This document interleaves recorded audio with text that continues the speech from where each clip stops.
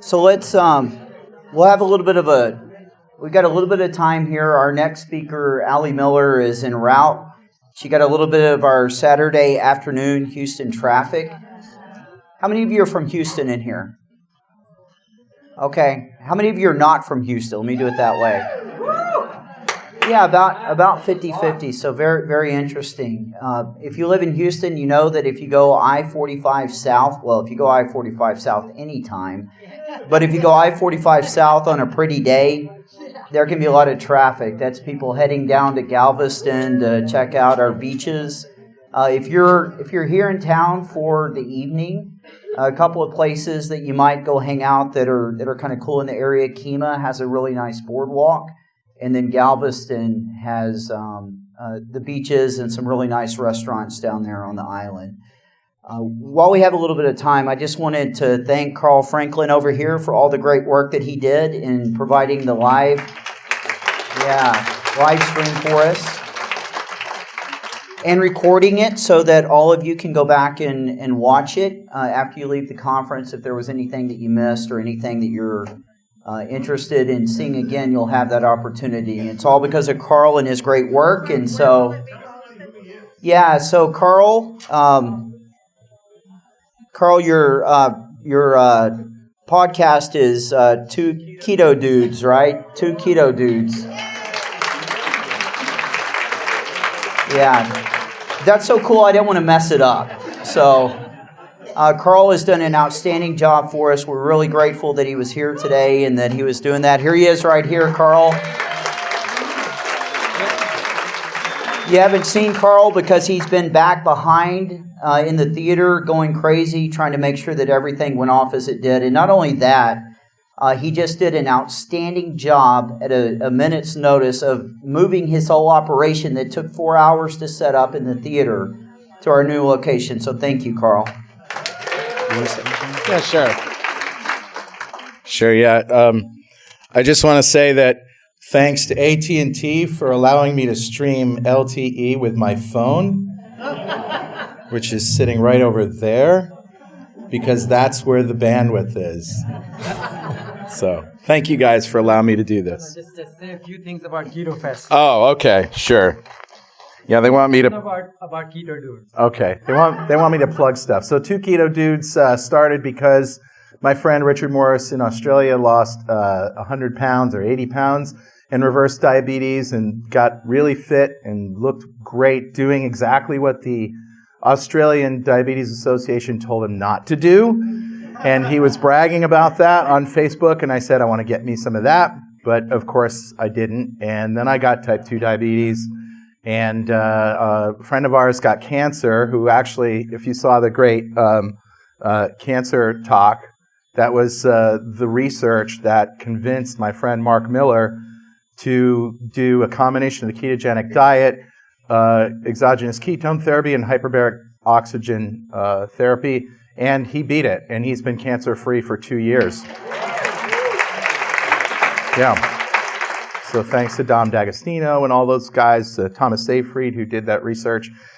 And then he was a mutual friend of ours, Richard Morris, and I reached out to Richard and I said, hey, I got to do this keto thing with Mark and his wife, and by the way, let's do a podcast about it.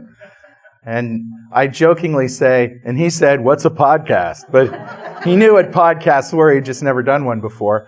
But he was instrumental in showing me the real science and how to differentiate that from the junk science and the experiences that he had. So we just sort of wrapped all that up into a podcast. And we're about, 150 shows in now, a couple years. And it's all free. And we've interviewed a lot of people that were here, including Nadir, who's this week's guest. So it's at Two Keto Dudes. You can get it on your phone. You can get it at twoketodudes.com. Also, we started a festival called Keto Fest, which I had this idea. Yeah, Keto Fest. Keto Festers? Okay, a couple. I had this idea that I wanted to do a festival, not just a conference. I wanted the science aspects of it, but also the social aspects of it. Because we're both software developers, Richard and I, and we thought that some of the best learning and the best benefits come from just hanging out with people and talking to them and sharing, our similarities and celebrating those things. So it's a social festival on one day and a science festival on the other. So social Saturday and science Sunday. Social Saturday, we have a pig roast, we have cooking lessons, walking tours of the city, fitness lessons on the grass. We get engage the local restaurants to do ketogenic fare, and it's an all-day thing. This year we added Fasting Friday with Megan Ramos and the IDM crew, and they came and they did fasting talks, and we had salt shakers at every table. And then on Science Sunday, it's a lot like what you do here. It's talks by the thought leaders, and it was also broadcast. So you could go to ketofest.com to keep your eyes on the next one, which will be the weekend of July 21st in 2019. And, somebody else is going to talk. I've talked quite enough. No. Thank you. What? So, all right. Keto Fest was one of the best places to go to. You can escape the Houston heat. And the two keto dudes are the nicest people in the world. They do it out of the goodness of their heart. Thank you. Thank you. Thank you very much. So, I got a little confession to make when I was planning the schedule. I made a lot of mistakes, but one mistake that I didn't make is that I put Dr. Jake Kushner as an anchor. An anchor is somebody who will prevent you guys from leaving. So I would not miss his talk at all. The next speaker is one of my favorites, John Limansky. He's a fellow traveler in the space. He started out as a hospitalist, internist, got disillusioned with what the healthcare had to offer. He changed over to a different pattern of practicing. Unlike me, he's very young and he's got several decades of good practice ahead of him. And he's especially good at biohacking with low carb to improve our health. So with that, I want to get John Limansky out here.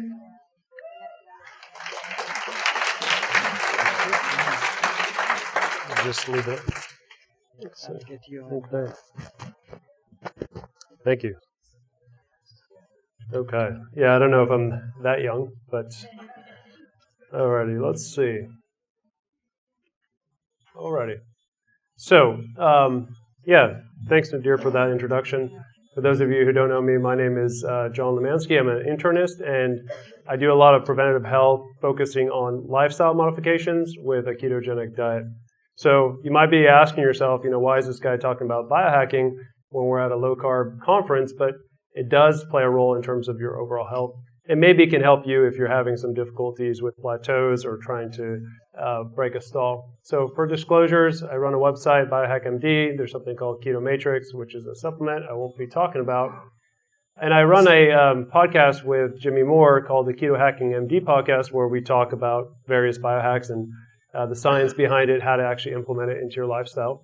And I'm a big advocate for combining ketosis and biohacking. So this has been talked about quite a bit, but why are we really talking about health and nutrition? Well, these numbers are pretty staggering, and this is from the CDC in 2017. And I know Andreas and I think some of the other speakers have mentioned these numbers, but they're pretty staggering.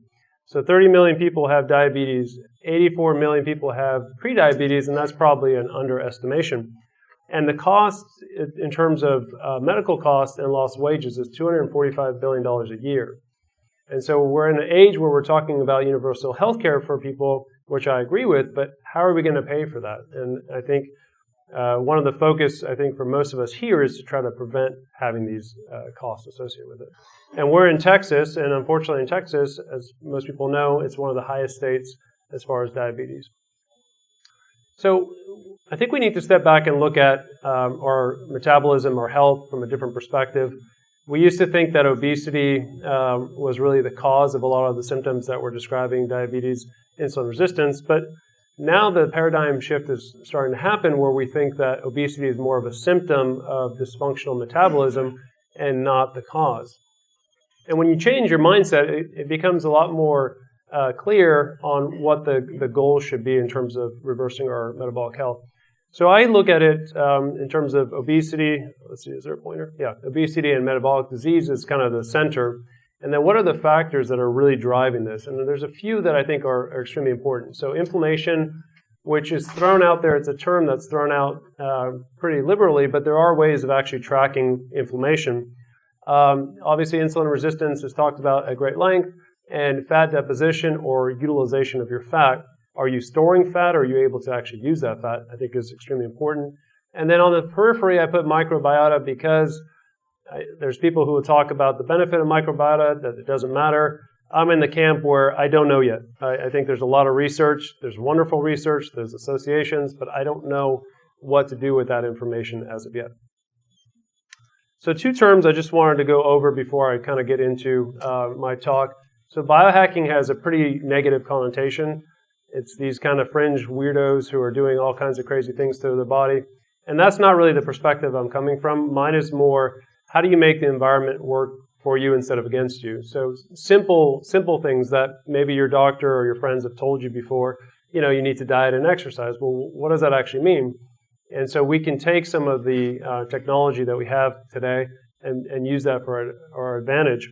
And the second term is hormesis, which is this idea where you're having a small stressor on your body, not this chronic stress that most of us are exposed to, but a small stress, and our body's response can be positive or negative. And in terms of like an example, let's say you go to the gym, you lift heavy weights, you're going to get a response from your body, and that's building muscle, and we want that.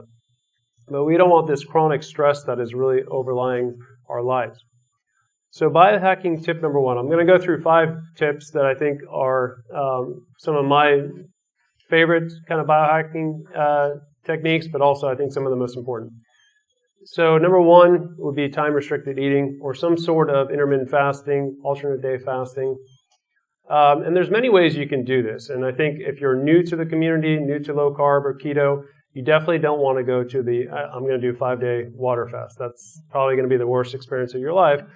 But there's ways that you can kind of gradually build that into your lifestyle. So, intermittent fasting, time-restricted feeding, alternate day fasting, and then maybe going a little bit longer.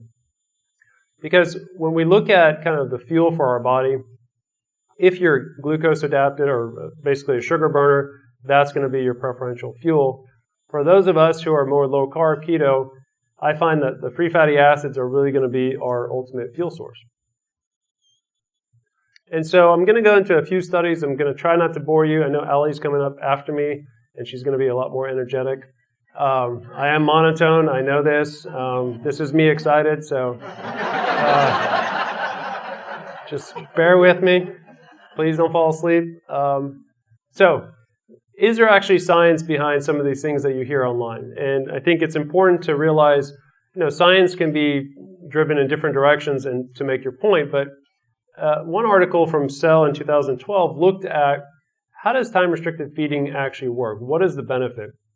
And obviously they started with mice because we tend to do cruel things to mice before we do it to humans. And so what they found was that when you're eating 6 meals a day or 3 meals, 3 snacks, you're always activating insulin production. And when you do that, you actually inhibit a lot of the cellular mechanisms that you need to burn fat. And so what they did is they took groups of mice and they put them in different categories.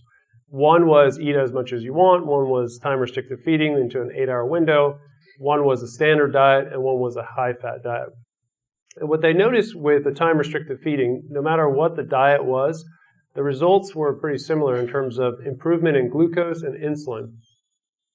The other thing that they found was that body weight went down when you time-restrict feed, which you would expect. But more importantly is the body composition got better. So when we talk about goals with keto or low carb, a lot of us use weight as a metric of our success.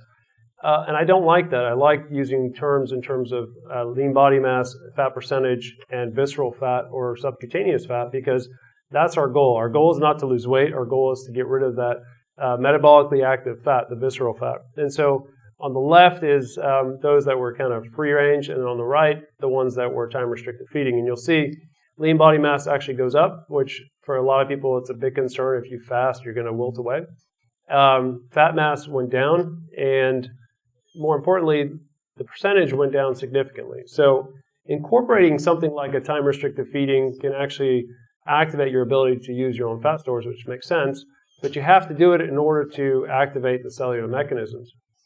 So how does this look? So if you're obese and you eat as much as you want, you're going to get more obese, which kind of makes sense. But if you do time-restricted feeding, you might still be obese, but metabolically, the markers are going to be a lot better. In lean mice, if you eat as much as you want, yeah, eventually you'll get obese.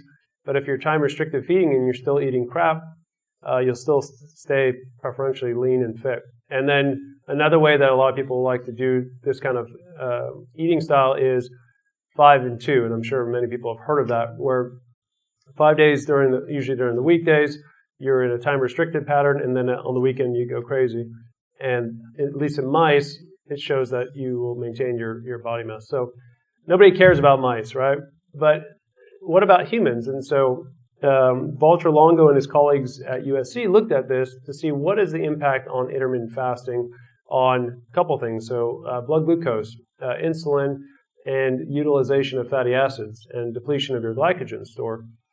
And what they did is they randomized people into different trials, but one is on the top, you can see a typical eating diet, which I mentioned before, is usually about 6 meals per day, and you have glucose spikes and you have no ketone production, which makes sense.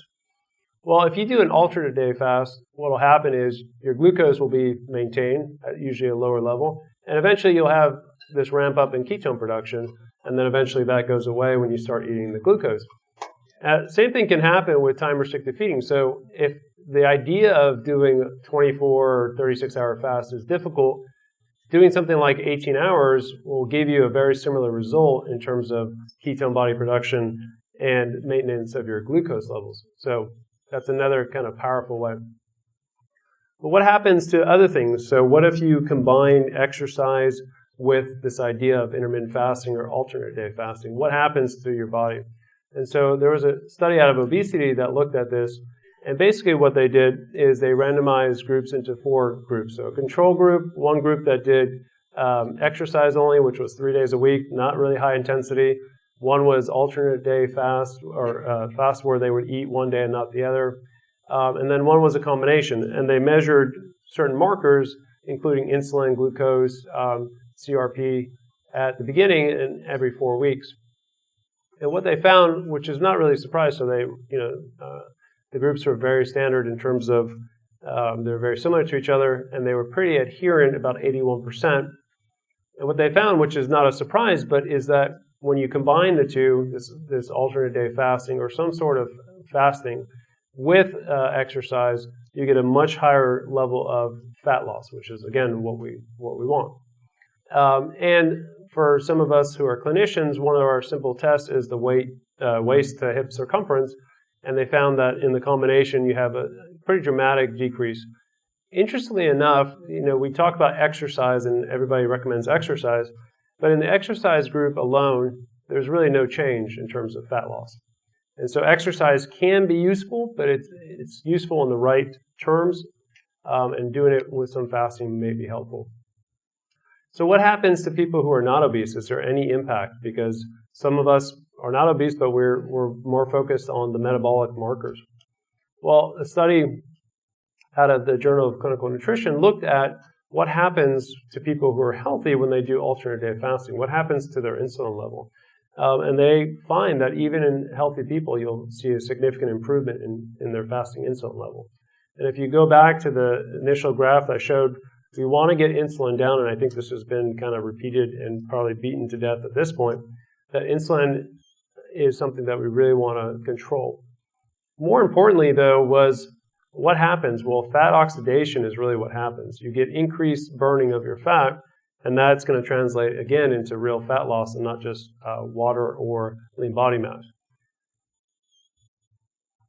So, again, what happens when you do maybe a longer-term fast on hormones?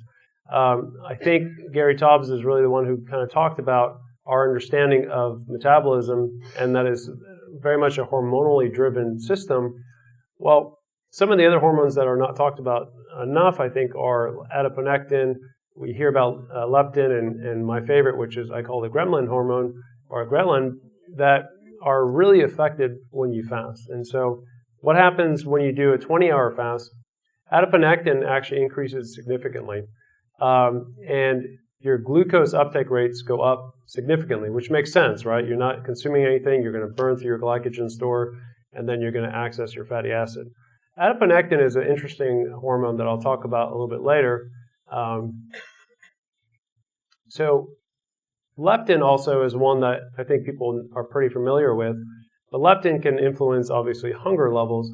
One thing that's interesting in terms of cardiovascular disease, because we're obviously very concerned about that, is leptin actually seems to have this pro-atherogenic effect by increasing platelet aggregation. So when you're talking about MIs or strokes, a lot of times you're talking about this plaque formation, but the end result is really this platelet aggregation that leads to the end event. And so decreasing levels of leptin is actually going to improve your ability to have cleaner arteries. And so they did a study and basically looked at the effect of a 20-hour fast. Adiponectin was significantly increased. On the top is going to be adiponectin, which increases significantly, and then leptin is going to go down, and another hormone called resistin also goes down, which we can talk about later. So fasting in itself can be challenging, it can be scary, but it can do a number of beneficial effects on your body. As I mentioned, glucose, insulin, leptin are all going to be controlled. Even things like inflammatory markers, CRP, TNF-alpha, which is one of the major pro-inflammatory markers or triggers, that's going to be controlled. And then things like increased insulin sensitivity in the liver and in the muscle, and obviously our end goal, which is the fatty acid mobilization. All right, so big concept, pretty simple, stop eating.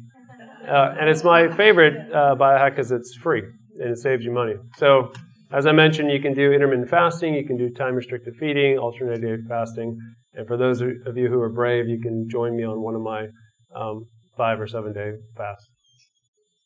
No takers? No? Yeah? All right, cool. We start now. All right, so biohack tip number 2. So hack your sleep. So this is probably my favorite hack in the sense that I think it's one of the most powerful, and it's pretty simple. All of us need to sleep. Most of us probably don't sleep very well.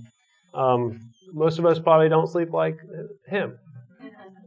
So it seems to me like historically that a lot of people understood what it took to live healthy, probably didn't understand the mechanisms behind it, why it happened, but this gentleman in the 1800s said sleep is a golden chain that ties our health and our bodies together. And I think that's pretty appropriate.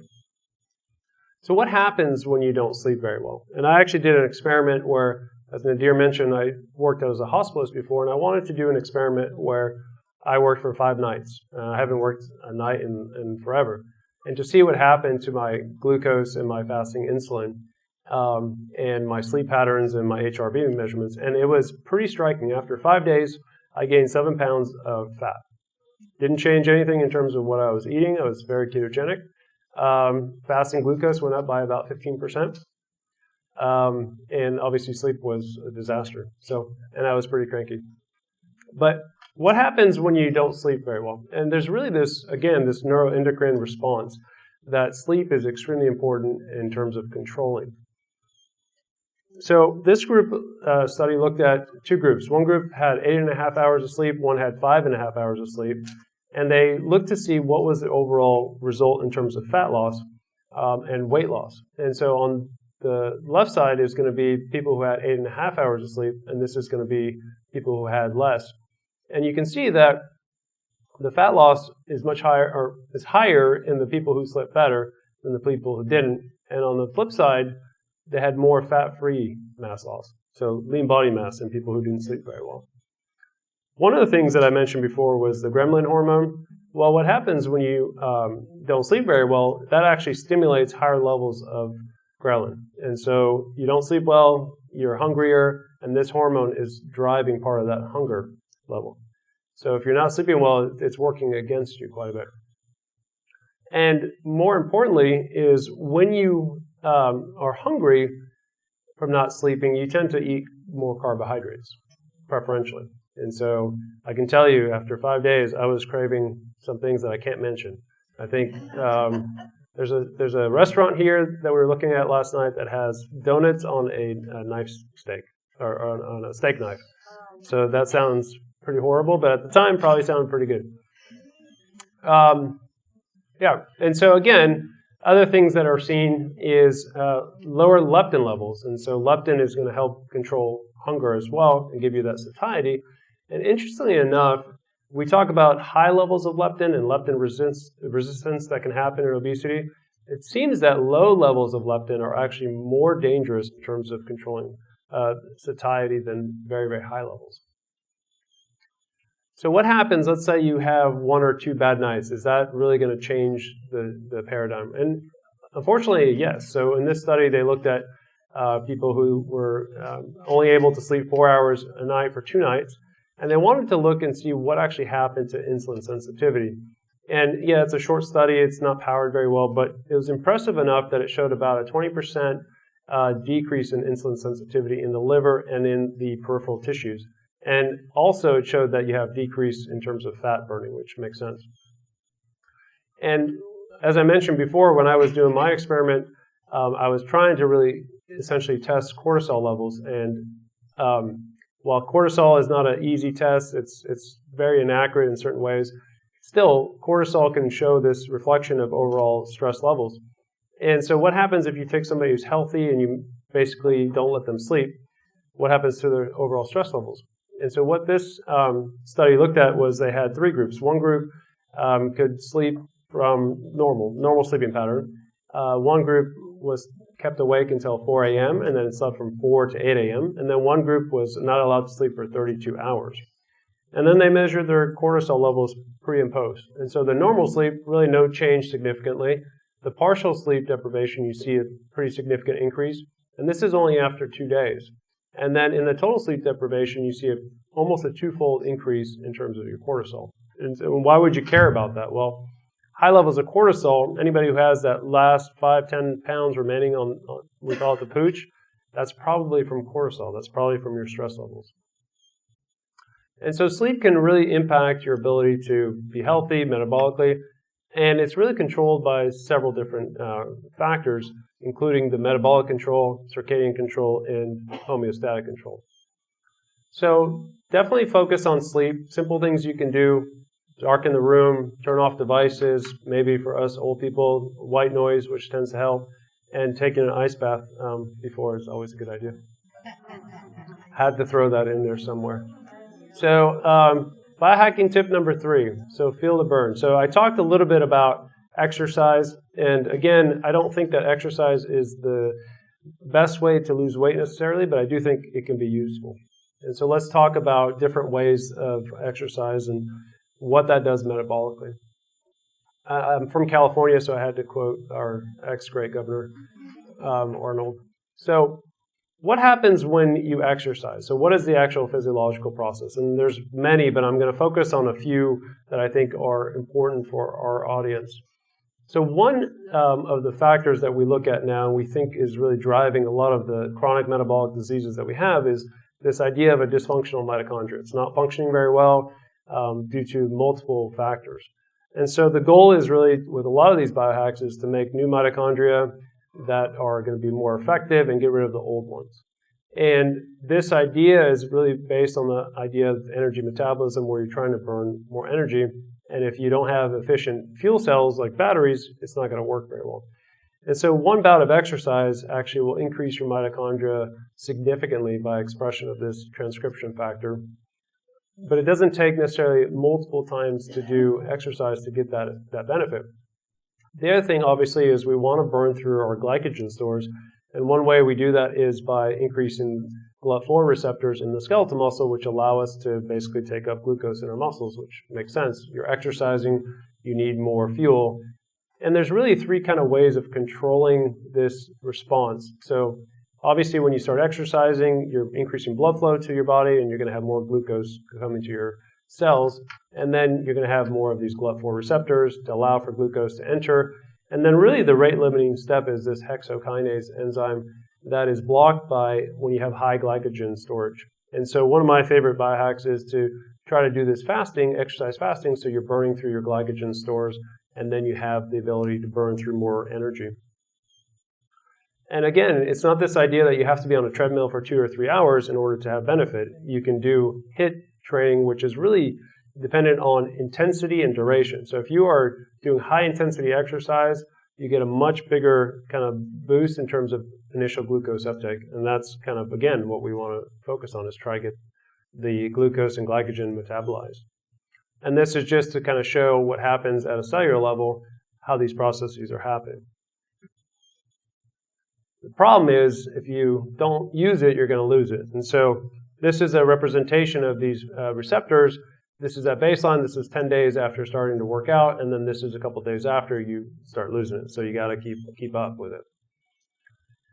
Well, that's great, but most of us here are going to be low carb or keto, and we want to know, if we are fat burners, what's actually happening. And so Finney and Bullock did a great study called the FASTER study, where they looked specifically at this question, because a lot of the knock on keto and endurance performance athletes was, they don't work very well, but the flip side was that most of the studies, people were not keto adapted long enough. And so this was a real keto adapted study looking at 2 groups, very high intensity people who were either 10% of runners, ultramarathoners, or triathletes, and actually were stratified into low carb and high carb group that met our kind of understanding of what those groups are. So made sure that it was pretty equal on both sides. Not a big study, but enough that I think there was some pretty informational content. And so as far as the low carb diet, which I think is important, because we see a lot of studies out there where they talk about these studies that are actually not low carb.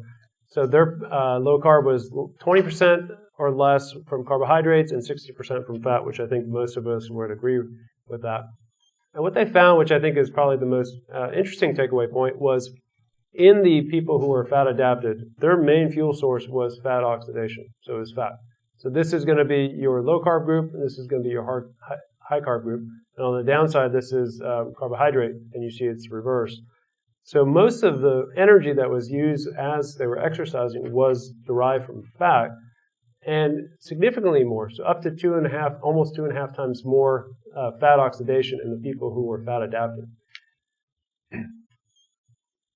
One of the interesting findings that you can take away from this was glycerol is a measurement that we can use that looks at kind of this fat metabolism, and it's a much better indicator because it's not processed by your liver or by your muscles very well. And so you can measure it, and you can see in the low carb group a significantly higher amount, meaning that more fatty oxidation was happening.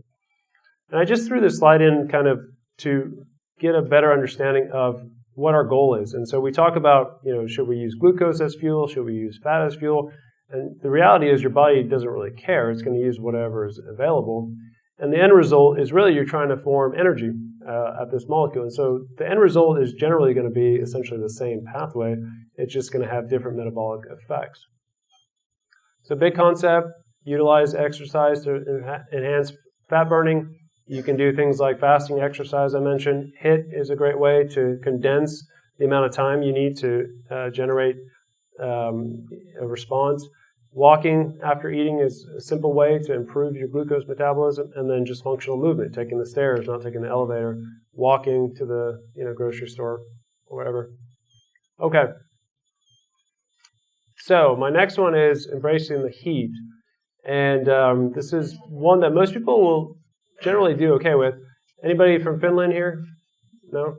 I love Finnish people, but if tar and hard liquor and sauna do not cure, the disease is fatal. I like that. That should probably be, that's pretty accurate, I think. So what happens when you jump in a sauna? I mean, obviously you feel good, you relax, but is there anything metabolically that's happening that's going to benefit you? And so again, we're going to start off with rats because we like to start off with rats. But this study looked at what happens to skeletal muscle. So they put rats, they basically, it's kind of torture, I guess, but they put them so that they couldn't use their hind limbs. And so they would assume that they would have atrophy. And they exposed one group to hypothermia and one group to not, which is control. And then they looked to see what happened to the skeletal muscle. And interestingly enough, when they were exposed to heat, they actually didn't lose muscle mass. And it's by a protein called heat shock protein. And there's many types of them. But just exposure to heat can actually improve things like growth hormone and testosterone production. and then increase these heat shock proteins that do a tremendous number of beneficial things to us.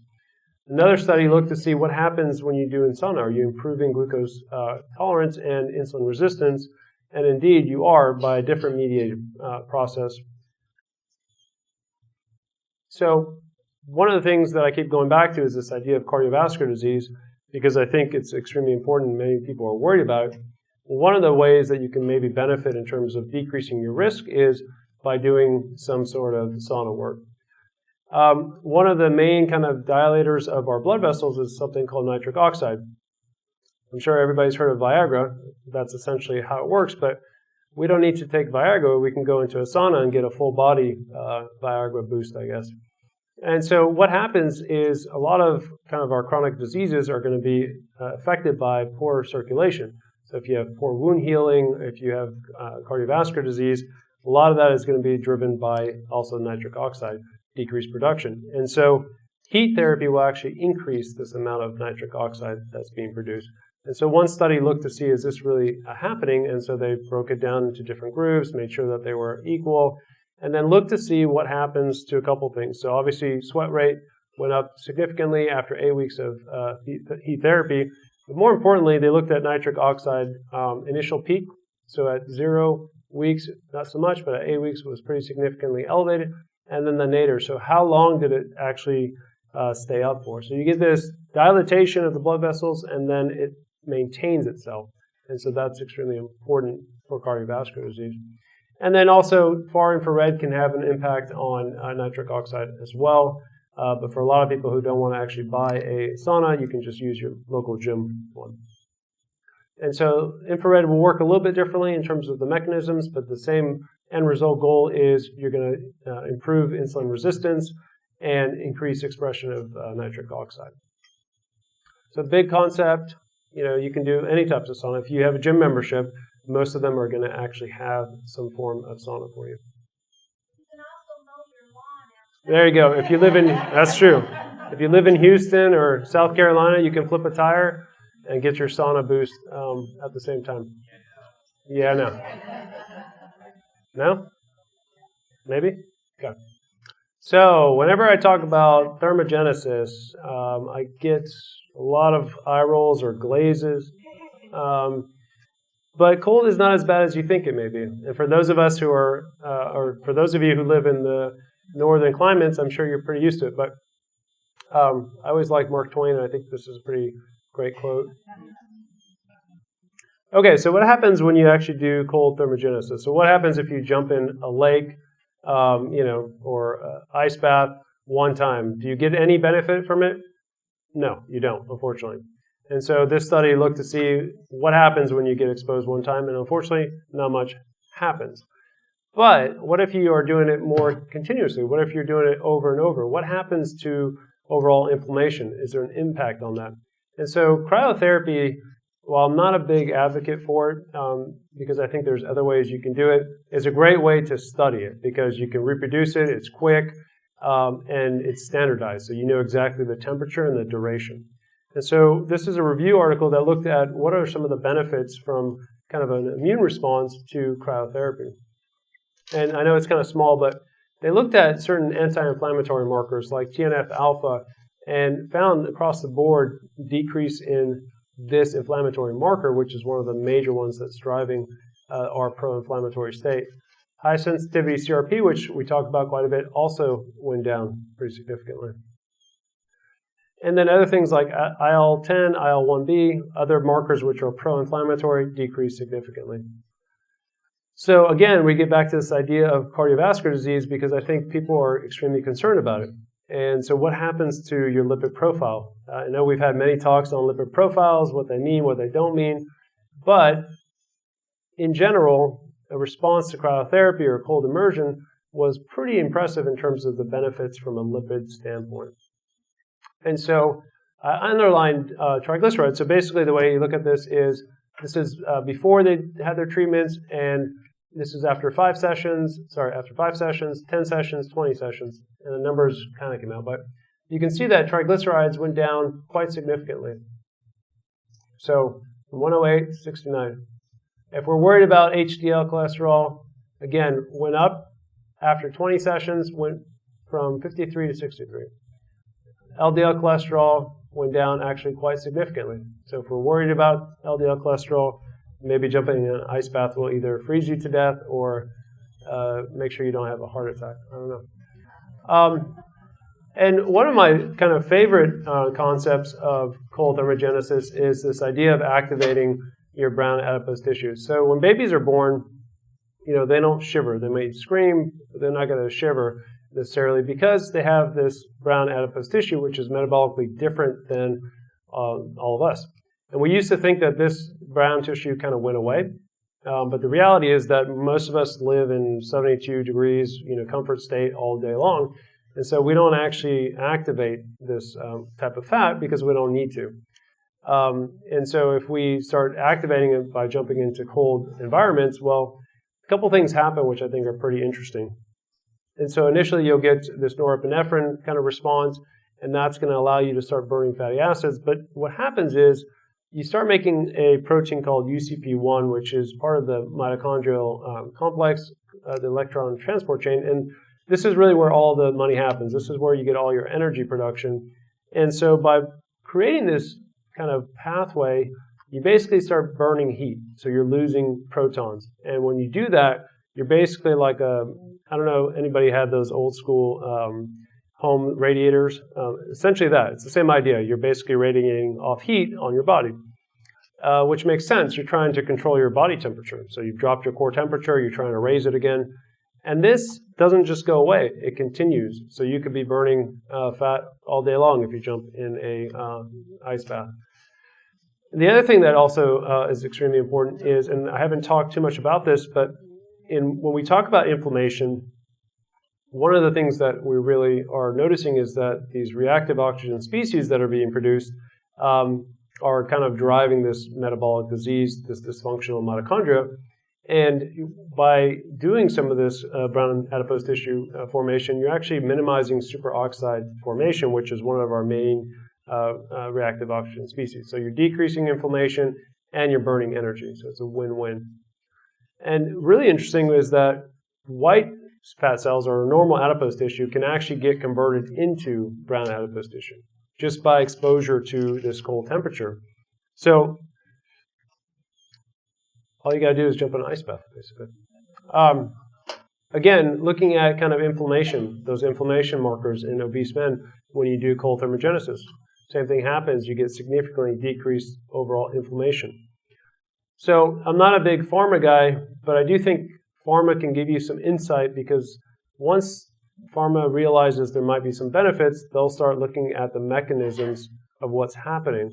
And so some of the mechanisms that I kind of went over, but when you start exposing yourself to cold, you're going to get this norepinephrine kind of response, and that's going to allow for some formation of basically those UCP1 genes. That's going to increase your ability to basically mobilize fats and then burn fat for energy. And so it's a win-win. And the best part is you actually don't decrease your metabolic rate. So you can actually increase your metabolic rate. So going back to this kind of diagram, looking at our understanding of obesity and metabolic disease, I think it's important to really focus on a couple key points. So focusing on driving down inflammation. In simple ways you can do that. Focusing on sleep, making sure that you're jumping in a sauna, maybe doing some exercise, and then jumping in an ice bath afterwards. You're going to focus on insulin resistance. Obviously, everything that I've talked about is really irrelevant if you're not focused on your diet first. And that's going to be the main factor. But if you could improve your insulin resistance by doing simple things in your life that are actually going to improve your diet and your ability to withstand carbohydrates, that's probably a win-win for most people. And then really this question of fat deposition, or fat utilization. There's, I think, a concern maybe that if you're consuming too many calories of fat, then you're not going to access your fat calories. And you really want to balance that where you are obviously eating fat, but you're also using your own fat stores. One simple way to do that is by doing more of an intermittent fasting or time-restricted feeding. And then the microbiota, I'll leave that to Ali to discuss what that is. All right, so big concept, shiver the fat away. So cold shower, unfortunately, sorry guys, doesn't work. It's probably more torture than anything, but it gives you that idea. I always like jumping in a lake if it's cold, or an ice bath. You can follow Jimmy and see his ice baths, which are always entertaining. And then obviously cryotherapy is the way. So that's kind of my simple 5 biohacks that you can do to improve your low carb or keto lifestyle. And really, again, the focus at this point for those of us who are interested in mitochondrial health is we feel that this is really driving a lot of these chronic medical diseases, and we need to get them improved. All right, so that's where you can find me.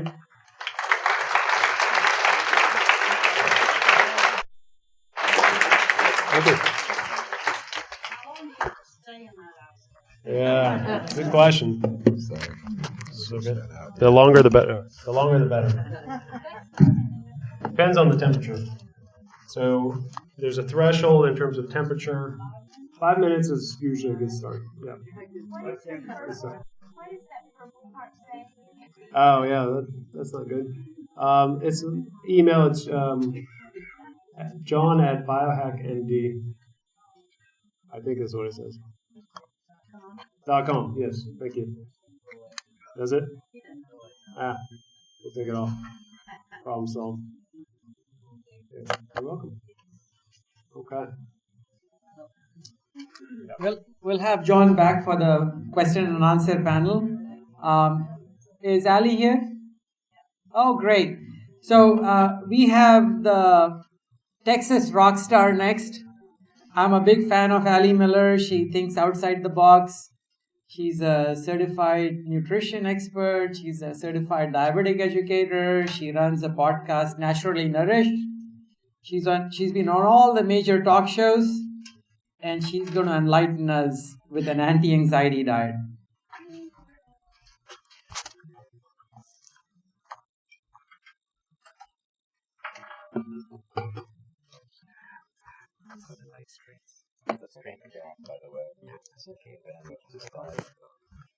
Okay. I don't tap dance or anything, so I hope the build-up doesn't let you down. I don't know how exciting I am. But my name's Ali Miller, as they said, and I'm a registered dietitian. And I have a background in integrative functional medicine. I'll talk to you guys a little bit about what that means as I open. But I went to a naturopathic college of medicine, and then I got licensed as a registered dietitian. So I have a bank on both edges of the river, if you will, on what would be the conventional or allopathic medical world, as well as more of the naturopathic functional medicine world. I've clinically been using the ketogenic diet or nutritional ketosis since 2009 and practicing functional medicine since then as well.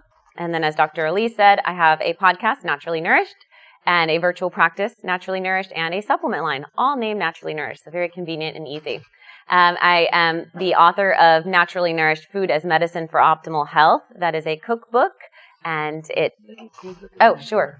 Oh, a double microphone deal. Okay. So that's my cookbook that I came out with in 2015.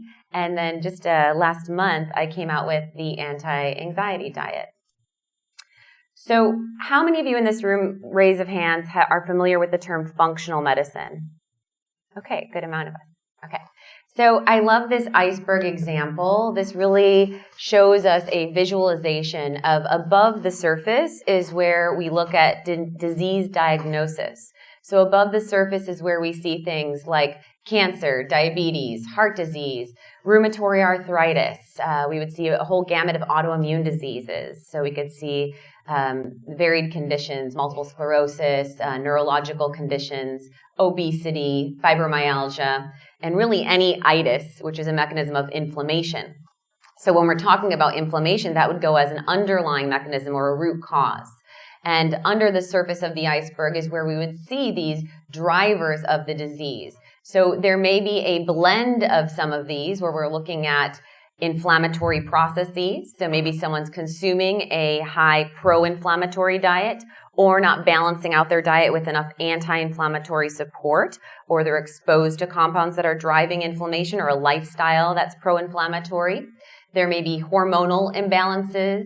There may be distress to the detoxification pathways in their body that could be based on their genetics and enzyme mutations on things like MTHFR or COMT or superoxide dismutase, some of these varied enzyme pathways. We might see mitochondrial dysfunction, immune imbalance, structural. We can see imbalance in the microbiome, which we'll speak to today at quite length. And also we can see micronutrient deficiency trends. So when I look at a patient, I really call myself like a detective of the body. I look at them and spend 90 minutes in an initial consultation, and they often leave that first consult knowing more about themselves than they did when they presented into the office. Well, now it's virtual, so they're in their bedroom or wherever. But we talk at length about how their body responds on structural level, how their body is focusing, and structural health would be like our skin, our connective tissue, our joints, our neuromuscular system. We go into at length an assessment on their sleep patterns. We talk about their stool and the formation and the frequency, and if there's fatty, oily sheen or malabsorption. We talk about poop for like 15 minutes in the initial, and then we talk about other symptoms of imbalance. And one of the big components of my assessment is checking in on stress. And it's really interesting that most people will report on a questionnaire that they have moderate to low stress. I think that we as a society are so used to being inundated, especially with advances of technology, to constantly being on demand or on call or have to be available. And we accept stress as just, this is what life is. So people will say moderate to low, and then I start asking them questions like, do you clench your jaw? Oh, well, yeah, I wear a night guard. Okay. Do you hold neuromuscular tension? Oh my gosh, yes. Every time I get a massage, the masseuse says your shoulders and neck are so tight. Do you have GI distress? Well, yeah, and I notice when I'm going into an interview, I might have loose stool. All of these are signs of stress impact on the body, and many of us take this as norm. But I've really found that when I'm seeking that underlying mechanism, that often stress or HPA axis imbalance, and I'll define this HPA axis in a moment, that is the Achilles heel or the root cause. Because even if I'm treating and managing inflammation, or even if I'm treating a nutrient deficiency or addressing leaky gut, if that individual is in a constant anticipatory distress mode of the what ifs world, or rumination on what just was, or just overburdened with the many hats that they're wearing in their daily life, we cannot heal our bodies, and we will constantly be playing a game of whack-a-mole of varied symptoms within our system. So on the kind of entrance, some of the actual physiological influences of stress can be seen with a drop in secretory IgA. So secretory IgA is a marker of our immunoglobulins. This regulates our immune system function, and it can be measured in the saliva and also in the stool. I almost did like a little flight attendant thing, but I won't have to do that. Saliva or the stool. We all know where the stool comes from, so I don't have to point that out. Anyway, so secretory IgA, well, see, I do a little dancing.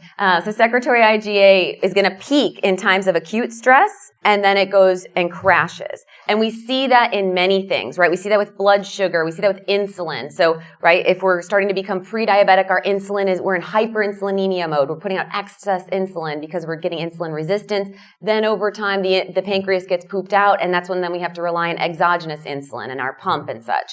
Same type of thing happens with secretory IgA. It goes super high, and then it starts to crash. And when it's low, we are susceptible to this condition called leaky gut, where our gut lining integrity starts to become degraded, and we start to have larger food particles get into our bloodstream, and then that distresses our immune system even further.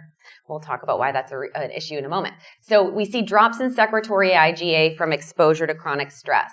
We see sterilization in our gut biome, and we'll talk about that today, how actually just stress alone, just social anxiety has been shown in research to sterilize our lacto and bifidobacteria strains, which have a huge influence on inflammation as well as metabolism, as well as production of serotonin and GABA. So serotonin and GABA being our landing gear to our stress response. If we get that depleted from chronic stress, then we get more stress and less landing gear, and it's this total chicken and egg relationship that just goes off kilter.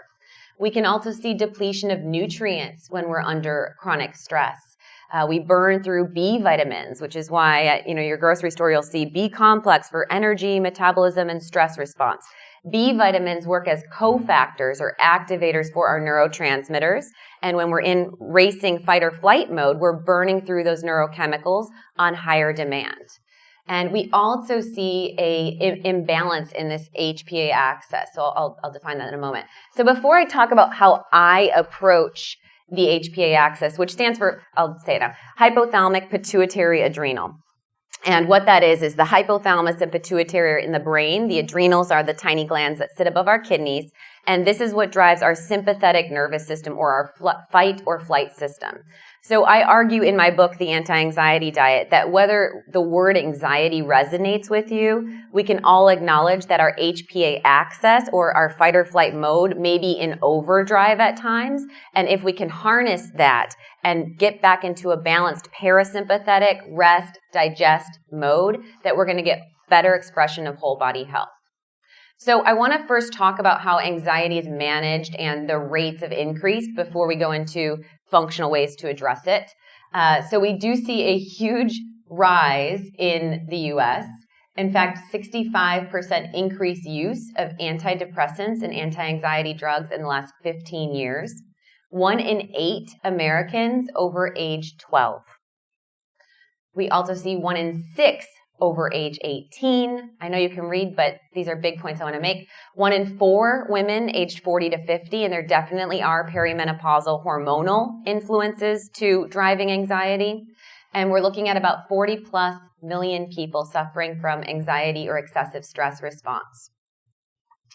The issue is, if drugs have increased in the last 15 years, we're also seeing increased prevalence. So that means to me that the drugs aren't working. We're prescribing more, and yet more people are affected on a daily basis. So this is concerning to me, where there can be short-term improvement, but long-term we can also get negative side effects from these drugs, and especially in our child population, when we're starting children on antipsychotics, anti-anxiety, antidepressants, as well as these stimulant drugs like Ritalin and Adderall, that we see a 3-time more likelihood to convert to a severe mental illness like bipolar or manic depressive disorder.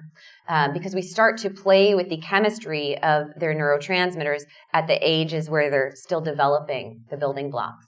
And we see from 50 years back, so remember just the last 15 years, there's been a 65% increase.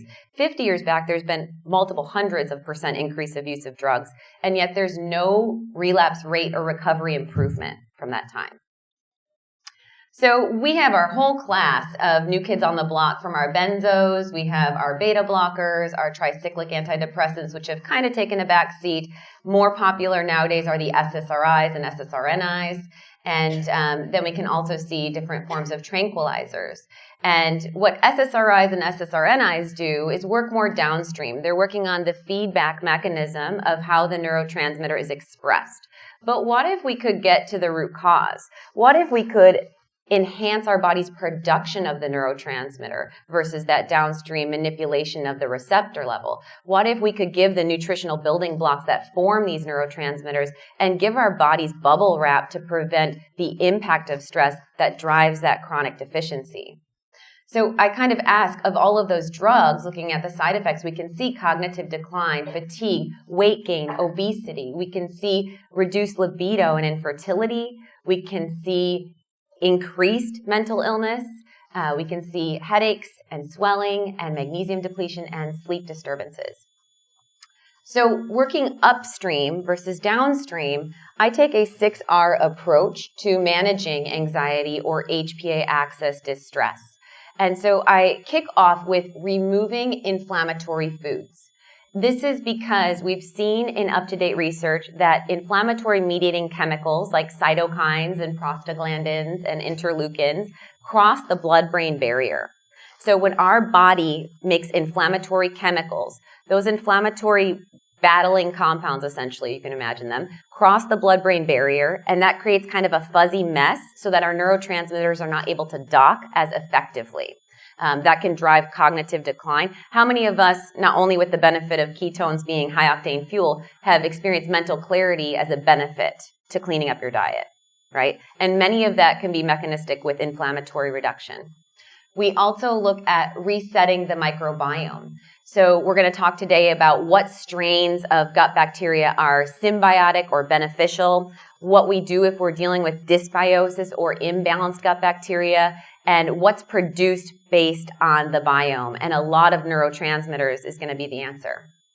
We talk about repairing the gut lining, because if we're dealing with reducing inflammation, we want to make sure that our gut integrity is sound. I told you how secretory IgA, that marker of gut integrity and immune function, gets depleted with chronic stress. So we want to remove the lighter fluid from the house, get the good bugs to work for us, and then start sealing the tank so that we're less susceptible to inflammatory foods and that we're less hyperreactive. We're not getting as large of particles into the bloodstream for our immune system to go into attack mode. Then we transition out of the GI tract into restoring micronutrient status. And so I talk about mood stabilizing minerals, the influence of those B vitamins as activators or cofactors for our neurotransmitters, and then the actual amino acids or protein building blocks that work as the precursor or the building component to make neurotransmitters. Most popularly is probably tryptophan, which turns into 5-HTP with help of B6. That's a cofactor, and then that can transition into serotonin. I go into rebounding the adrenal gland, which is our primary stress-responding gland, which, like I said, can go in excess and then depletion. And the adrenals have a very interesting connection to ketosis, actually. DHEA is made by our adrenal gland. So we always talk about cortisol, but DHEA plays a huge role, actually, as almost stem cell function in the brain. It's produced by our adrenal glands, but highly metabolized and kind of gobbled up by our brain. A lot of people that are in metabolic research call it the fountain of youth, because as we age, DHEA levels decline, and that drives a decline of testosterone and estrogen. This is a precursor or a building block for sexual hormone, but it also, like I said, has stem cell function in the brain. And DHEA itself can play a big role with cognitive function and clarity. It also can be a metabolite of production of ketones. So for individuals that aren't getting positive reads and were exposed to high stress levels in their past or current, they may be DHEA depleted. And something that I always ensure in clinic, if I'm getting low on a blood ketone meter with the client over time, and they have a very clean diet, and I try to pull out MCT and, of course, exogenous ketones because that's going to make mucky data. But if they're not able to make nutritional ketones, it's often based on that limiting factor of DHEA. And then rebalancing the neurotransmitters. So I end my approach with those neurotransmitters because I'm first working on the conditions that drives the demand or the conditions that work the production.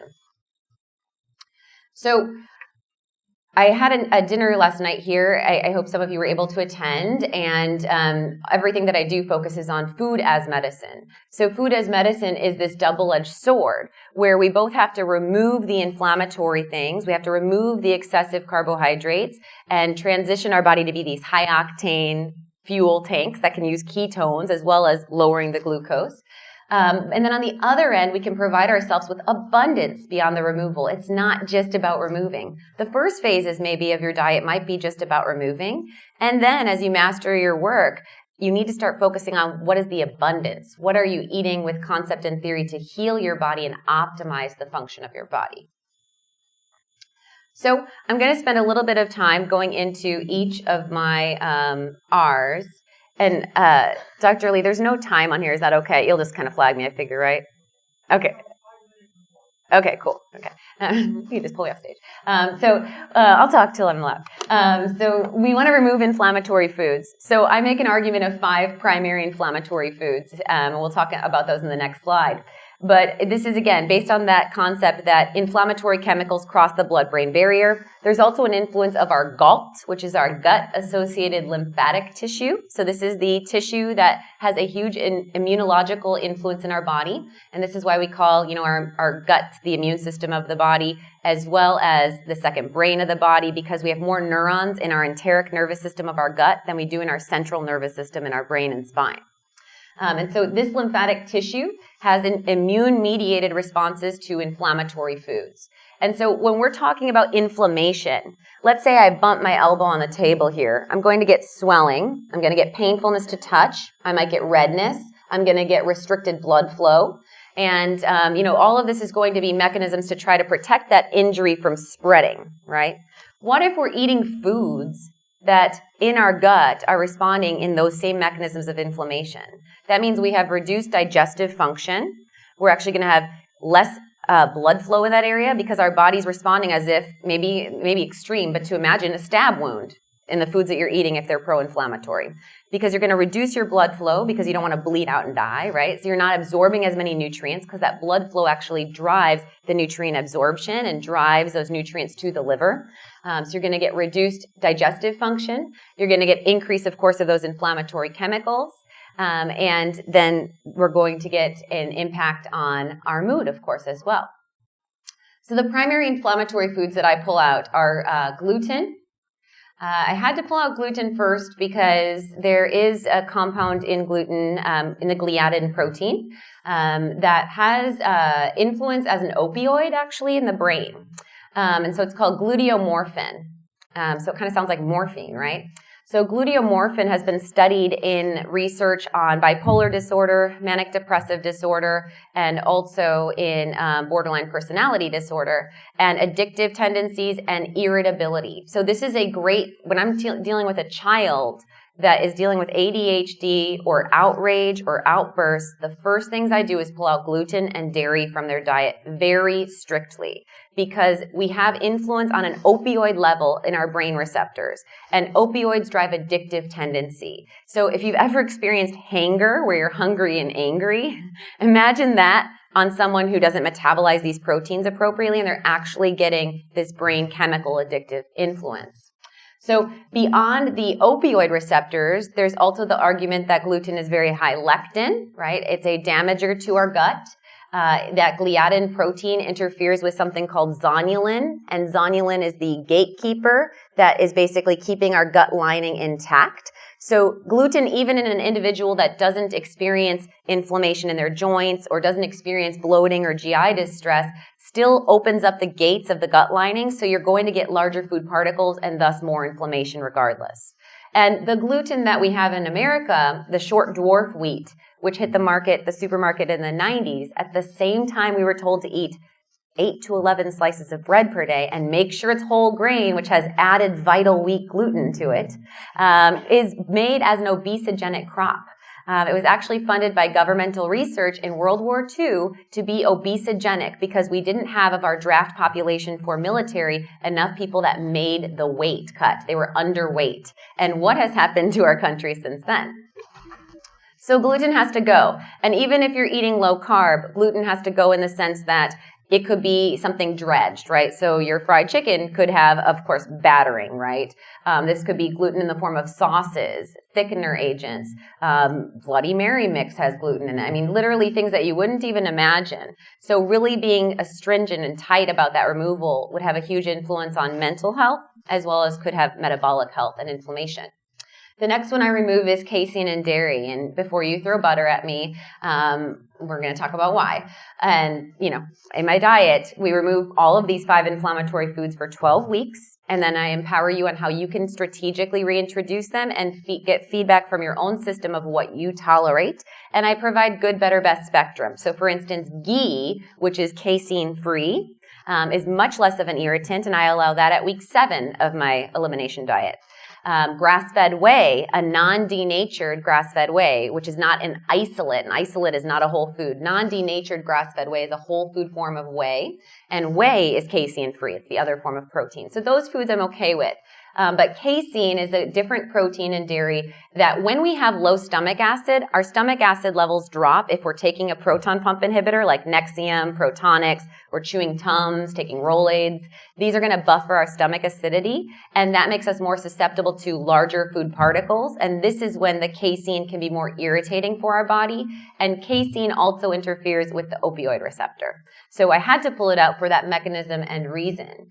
And then I have a digestive enzyme in my product line. It's called Digestate. It has something called DPP4, which actually breaks down the caseomorphin and gluteoprotein. So if I am going to abide and have a cheese platter, especially going into the holidays, dairy is a food that I personally do eat in moderation. And it's something that I would just make sure I always take an enzyme before. That's going to give me the hydrochloric acid and then the compound to break down those particles. The other foods I eliminate are corn, soy, and sugar. So corn and soy, be mindful of those in your industrialized oils, right? Soybean oil is a common frying oil. It's used in a lot of salad dressings. And same thing with corn oil. It's often just termed vegetable oil. And then sugar. And my argument of sugar takes me right away into using the ketogenic diet as a foundation of the anti-anxiety approach. And this is because ketones are medicine for the brain. And like I said, as we raised our hands and experienced that mental clarity piece, the same mechanism of how ketones can help with epilepsy, how they actually reduce that excitatory neuro impact in our body, can have a beneficial, or thinking of ketones in a level of expression with Parkinson's, when we're dealing with rigidity and spasms. Ketones actually can cross the blood-brain barrier and can dock to our excitatory neurons to reduce excitatory nerve impulse and can favorably enhance our GABA. And GABA synapse function makes us mellow out. So when we're talking about, again, that concept of like Parkinson's disease, they often will use things like gabapentin and varied drugs that influence those mechanisms to help to relax the neuromuscular system. Ketones crossing the blood-brain barrier can do that for us. And GABA may be even more powerful anti-anxiety than serotonin, just not used as much pharmacologically as a mood stabilizer. But GABA is what's going to take off that white knuckle effect. It is what is going to help to take off a tremor if you're public speaking, if you're flying and you have some pre-flight anxiety, if you are anticipating a performance review, anytime you experience tightness in the chest or like a white knuckle effect of stress, that's often GABA is going to come in and help to rescue in that sense. Ketones also have other favorable benefits, which I'm sure we're all familiar with at this point. Beyond that GABA influence, ketones help make HGH increase, which is our human growth hormone. That's going to help maintain our metabolism. That's what is muscle sparing. Leptin, which is our favorable, John talked about ghrelin or the gremlin hormone. Leptin is our satiety hormone. And ketone bodies help with leptin expression. And then we do get more direct mitochondrial fuel. If we're talking about ketosis, before I transition into the next R, I like to touch on the importance of detoxification with nutritional ketosis. So when we are talking about consumption of toxic ingredients, so whether it's corn, soybean oil, whether it's artificial colorants, whether it's petroleum-derived preservatives like benzenes and such, we're looking at how our body stores these toxins in our adipocytes or our fat cells. And when we lose body fat with ketosis, when we metabolize fat as fuel, we do reduce our body fat cell size, our fat cells shrink, but the contents, the toxins that were stored away to protect our vital organs from damage, when the liver doesn't know what to do with these toxins, it stores them in fat. And that has a huge influence in the obesity argument of toxic environment driving obesity. A lot of toxins are what are called endocrine disruptors. And these are found in our plastic water bottles, in our receipt paper at the grocery store. And when we're exposed to endocrine disruptors, they can interfere with our thyroid function and our pancreatic function, which means leading towards diabetes and weight gain. So as we lose weight with ketosis and we're metabolizing fat as fuel, we're also upregulating the release of these toxins that may have been stored through the story of our life. So I'm a huge proponent of doing a strategic nutritional detox process that uses amino acids that drive encapsulation and excretion. There's particular compounds like glutathione, and there are particular nutrients like N-acetylcysteine. And today's not about detox, but there is biochemical pathways in the body that drive what's called phase 1 and phase 2 enzymes in our liver and kidneys. And phase 1 is the activation, making something that is fat soluble into water solubility. Phase 2 is encapsulation and excretion. And once you've hit 10% of your body weight in weight loss, you need to do a nutritional detox or you will deal with ramifications on a hormonal level down the line. So moving from the removing of inflammation, resetting our microbiome. So we have 100 trillion cells of bacteria and yeast in our body. In fact, 3 to 5 pounds of all of our bodies is made up of the microbiome. So you can take that towards your weight loss goal. You already got it. So 100 trillion cells. These outnumber the cells that make up our body at 10 to 1. So this 3 to 5 pounds of the bacteria that live in our system actually outnumber what we are. That's so wild to comprehend. And we're just starting to understand the influence of the microbiome on whole body health. Our birth, and whether we were breastfed and whether we were vaginally delivered or cesarean, has an initial thumbprint on our microbiome because we actually start to see inoculation through breast milk, for instance, has something called HMO, or human milk oligosaccharides. These favorably fuel beneficial bacteria and defend against pathogens or bad bacteria. And so the birth story and breastfeeding have a great foundation on your biome. And then there's lifestyle factors. I mentioned stress can sterilize the biome. Antibiotics can, of course, sterilize the biome. Artificial sweeteners can actually have a negative influence on the microbiome. And exposure to excess carbohydrates and sugar can feed bad bacteria and yeast overgrowth. So when we're in a beneficial state, we call it symbiosis, where the biome is working in synergy with our body. When the biome is working against us, it's called dysbiosis, where the biome is working against the body. If any of you have had an intolerance to a probiotic food, like you've eaten sauerkraut or kimchi, or you've drank a kombucha, or you've had yogurt or kefir, and you've had a bad response, or you've taken a probiotic pill and you felt like an atom bomb went off in your belly. I've heard that phrase from someone. That would mean that you're in a state of dysbiosis. That means that the army that is set up in your tank is working against you. And when you provoke with a good troop, there is a battle going on. So if you notice that when you take a probiotic, you get more distension and bloating, or you get loose stool or chronic constipation, often you need to kind of reset and plow the biome by doing a cleanse with natural antibacterial and antifungal compounds before you can reseed and tolerate the good. So in my clinic, we actually test stool, and we look at all of the strains of the beneficial bacteria as well as what is called commensal or neutral, and then pathogenic or harmful bad bacteria. And there is huge trends in up-to-date literature on different strains of pathogen and autoimmune disease. So we know, for instance, like ankylosing spondylitis, MS, cancer, a lot of these bacteria in the biome will have a huge influence on immunological function, expression, and also on tumorigenic activity in the body. And then there's an impact on that biome on a neurotransmitter level. So 90% of our serotonin is made in the gut based on a symbiotic gut environment. And then again, remember, stress sterilizes those good bugs. And then GABA is also produced predominantly in the gut. When we have pathogen or bad bacteria overgrowth, not only are we susceptible to more autoimmune activity and inflammation, we also make more epinephrine. So we actually put out alarm systems or bells and whistles. Adrenaline is epinephrine. So we actually put out more adrenaline and more cortisol in response when our biome is off, because our body says something's not right, something's not right. And then we make something called LPS, lipopolysaccharide. And this drills holes in our gut lining to get that bacteria out. And that takes us back to step 1 of leaky gut and inflammation. So pretty remarkable how all of this kind of trends together. If you don't tolerate probiotics, or you're not sure if you have dysbiosis, maybe you don't want to go down the testing level of $300, $500 stool test, you can do a simple thing that I call a probiotic challenge.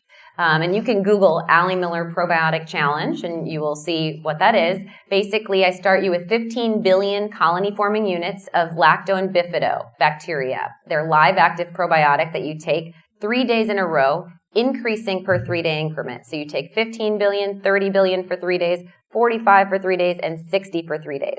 And you measure your waist circumference at rise and rest. So you're looking for fermentation and distension. If what the bugs are eating is creating a party or beneficial, maybe you're getting a flatter abdomen. And if you improve with taking the higher probiotic, you may be starting with a somewhat sterilized gut and be benefiting from a probiotic.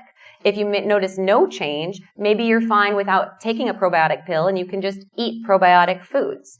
If you notice that atom bomb going off or bloating, distension, and unfavorable outcomes, then that means that you have to kind of consider strongly doing a gut cleanse to reset the biome. And we use things like berberine and caprylic acid and oil of oregano and botanicals that are well researched to have favorable influence on kind of plowing and resetting, so then you can strategically reseed with the good. In my book, The Anti-Anxiety Diet, I give you quizzes at the end of each chapter so you can determine your entry point. If you need to focus more on removing inflammation, or if you need to focus more on restoring your micronutrients, I give you indices and symptoms that you can associate with to know where you need to drill in deeper. Of course, I would like you to apply all of the elements, but which ones you really need to hone in on. And then also in each chapter, I give you food as medicine recipes. So we have both, in this sense, recipes that help to support cleanse. So I have a bacteria battling chimichurri. So this is like almost like trying to think of the background. Brazilian, I think it's influenced. But it's kind of like a pesto type deal. It's a fat bomb, essentially, made with olive oil and fresh herbs. And the herbs that are in there, we add a lot of garlic in there. We add oregano. We add parsley. They help to favorably influence and kill off the excess bad. We add in things like lime in the coconut fat bombs, which are high in caprylic acid, curry roasted cauliflower. And then there's, on the other end of the spectrum, recipes that support the proliferation of good. Chia seed pudding, which is going to give us that soluble fiber to work as a prebiotic and feed the biome. Coconut yogurt, because you're removing dairy to have a food with a probiotic source. And then I have an amazing green chili chicken soup, which uses bone broth and jicama. And that jicama is blended in there with avocado to make a really creamy base. And jicama is a very high fiber, low carbohydrate, high source of inulin, which is a prebiotic fiber that will feed the good flora. If you don't tolerate jicama or sunchokes, that's another sign that you have dysbiosis and got to plow the fields, because that means you're feeding the bad guys and they're having a party in your belly. So repairing the gut lining, now we move forward from removing the inflammation, restoring the microbiome. Now we want to kind of seal the tank, if you will. As I mentioned, there's more neurons in your enteric nervous system. This is the second brain of the body in your gut. More neurons in the gut than there are in the central nervous system, combined brain and spine. We see that there are neuropeptides that respond from stress influence. And I mentioned that LPS, which is going to be drilling holes in our gut when we have dysbiosis, we've seen in research under social anxiety. They've done studies of people at parties with social anxiety, and they measure their LPS pre, during, and after. And LPS flares or increases during anxiety alone. So that means that being stressed, whether we deem it anxiety or not, drives leaky gut on its own as a mechanism. So we all want to be proactive with gut repair. The other big drug that we think of are NSAIDs. So like Aleve, Advil, Motrin, ibuprofen.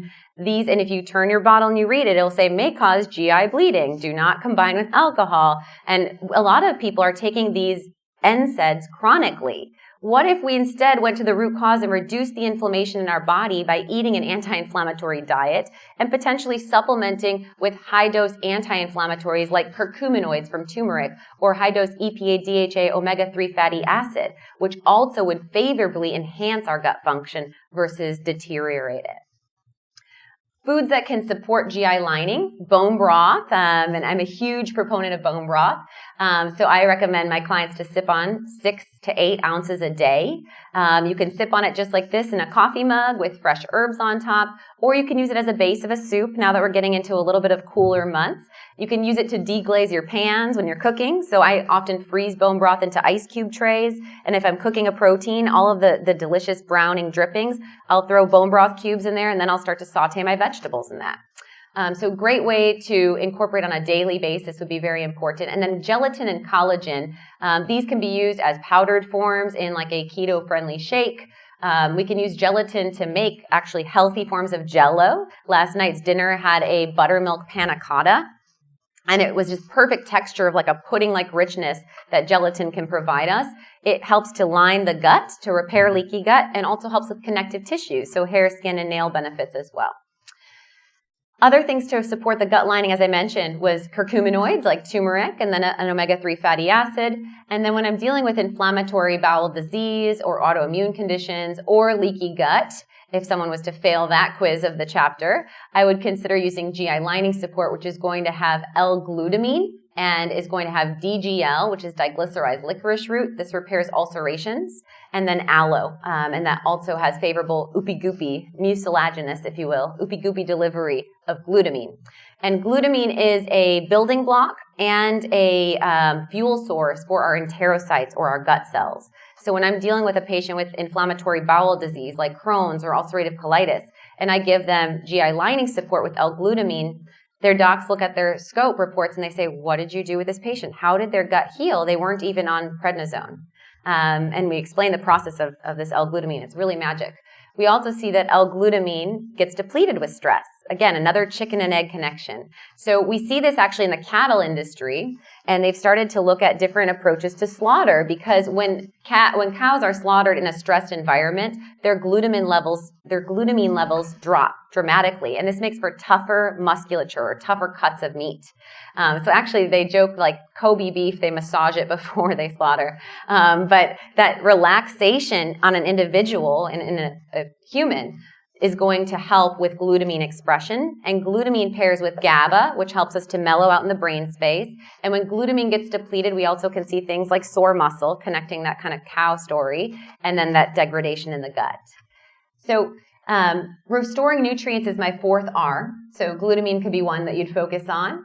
We also look at antioxidants because oxidative damage is going to drive inflammation and also interfere with our neurotransmitter balance. And we know that stress drives oxidative damage. A really good example of an antioxidant is thinking of cutting an avocado, how it browns, right? If you cut an avocado and you put it on your countertop, it's going to brown on the surface. Well, what happens when you add lime to your guacamole? It keeps it from browning, right? You're adding vitamin C or ascorbic acid, an antioxidant, and that prevents oxidative damage. It's a really good visual connection, and that actually influences us down to the level of our DNA and free radical impact on the body. The consumption of antioxidant and potent antioxidant formulas can really help to reduce the oxidative process. B vitamins, so antioxidants, we would include CoQ10, we would include our fat-soluble ones like vitamin E and also A and vitamin C, but glutathione and N-acetylcysteine in the sulfurous foods like our Brussels sprouts, our cauliflower, our cabbage, these are going to be the richest forms of our antioxidants. We call them the grandmama or the kind of hierarchy. So that's where you'll see in research, consumption of broccoli may fight cancer. It's because it's rich in glutathione. B vitamins, as I mentioned prior, work as cofactors or activators for our neurotransmitters, and they get heavily depleted under chronic stress environment, which makes us tired, which makes us often go for food as a pick-me-up. So many times we're eating when we're not hungry, but we're maybe just nutrient depleted. So eating nutrient-dense foods can be a great way to make us not have to white-knuckle our diet protocol or really be running up a downhill escalator. And then we look at minerals of importance. So magnesium is the original chill pill. Magnesium has a huge influence on mental relaxation as well as neuromuscular, and we use it also as far as the enteric nervous system and the tension that we can hold in the gut that can drive constipation. We don't want to take magnesium citrate or the cheap versions, which are not bioavailable. So mag citrate can help as a stool softener if you're dealing with constipation, but it's not going to help on a neuromuscular level. You'd want to go for magnesium glycinate. This is the neuromuscular relaxer, which will get us in the relaxation in the jaw, in the neck and the shoulders, and also going to help with metabolism of cortisol, that stress hormone that can throw off our blood sugar metabolism. You want to wrap? Okay, thank you. Okay, so beyond antioxidants, we can get these in still keto-friendly foods by eating whole, real foods. So consumption of berries. When you start the ketogenic journey, you often think of a yes-no food list, but we have to all realize that ketosis is a metabolic state. It's not a yes or no food list. It is a metabolic state, and our bodies are going to have metabolic variance based on how fat adapted we become, and so many of the lifestyle variables that Dr. Limansky just spoke of, right? So our stress level will influence our metabolism, our sleep patterns will influence our metabolism, our exposure to cold or heat will influence our metabolism. And so consumption of things like berries can be very antioxidant rich and still well in the low glycemic diet spectrum and can easily keep you under a total of 30 grams of carbs per day. Cacao has some of the highest antioxidants by weight of anything available. And then using an abundance of roots and herbs like rooibos tea. Doing a rooibos tea and adding a fat bomb to that in the morning can be a really great, it's also called African bush tea, really great antioxidant potency in that. And then consumption of things like green tea as well. Magnesium sources, I got dark chocolate in there, I think, in all three. So that's always awesome to get a prescription for chocolate. And I'm a huge advocate of, instead of doing the chocolate with non-caloric sweeteners, use 100% cacao and then make real food out of it. So add that to your full-fat coconut milk, because when you break up with sugar, full-fat coconut milk tastes sweet enough. You don't need to add erythritol, you don't need to add stevia or monk fruit or any non-caloric sweetener, which is going to interfere with you breaking up with sugar for good. So I'll kind of leave you guys with that. I'm all about real food, and I think when we trick our palate, we are making an unsustainable replacement for a prior addiction. And we really need to start to re-channel our palate to be savory, so that when you taste a macadamia nut, when you taste full-fat coconut milk, when you taste even seasonal greens, that they taste sweet. That means that you're no longer addicted and that this can be sustainable. When you walk into an Italian restaurant, you no longer even obsess or have to white knuckle against the bread or the pasta. You order your bolognese on a bed of kale or roasted broccoli, or just eat it in a bowl on its own, and you're all good. And you, like me, eat your olive oil and lick salt with your finger like a freak. I will just close with my last slide, and then I'll take questions if there's time. Let's see. You can find me on AllieMillerRD.com. I'm on Instagram, Facebook at AllieMillerRD. Join in on the conversation in the community. And I have a ton of books and programs that are all available. I will be selling copies of the Anti-Anxiety Diet and my cookbook, Naturally Nourished, out in the atrium somewhere. So you're welcome to find me and ask questions and get one.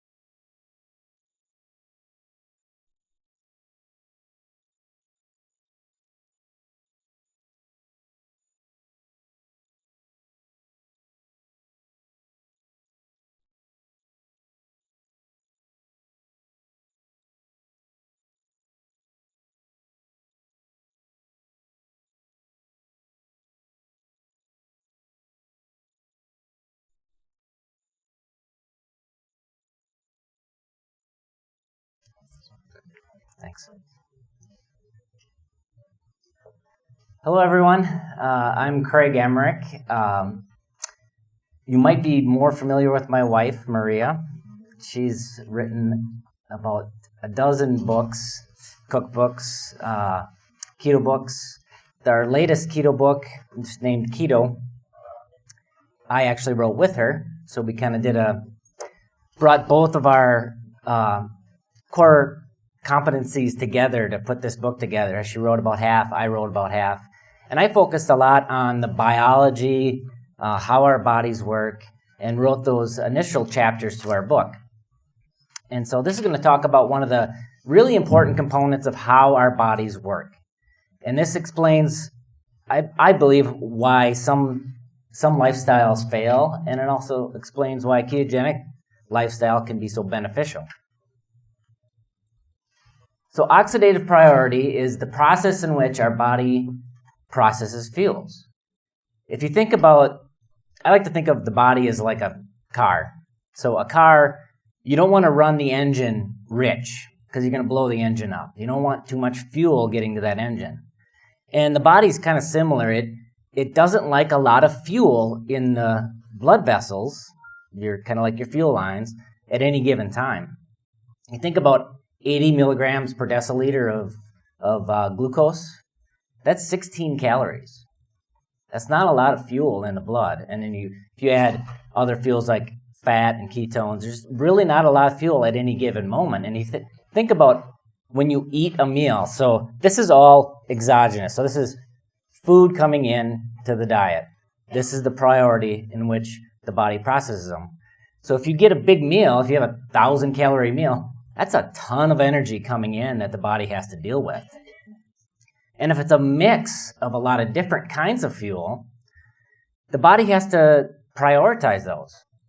And if you look at let's see, which one is the pointer? Top.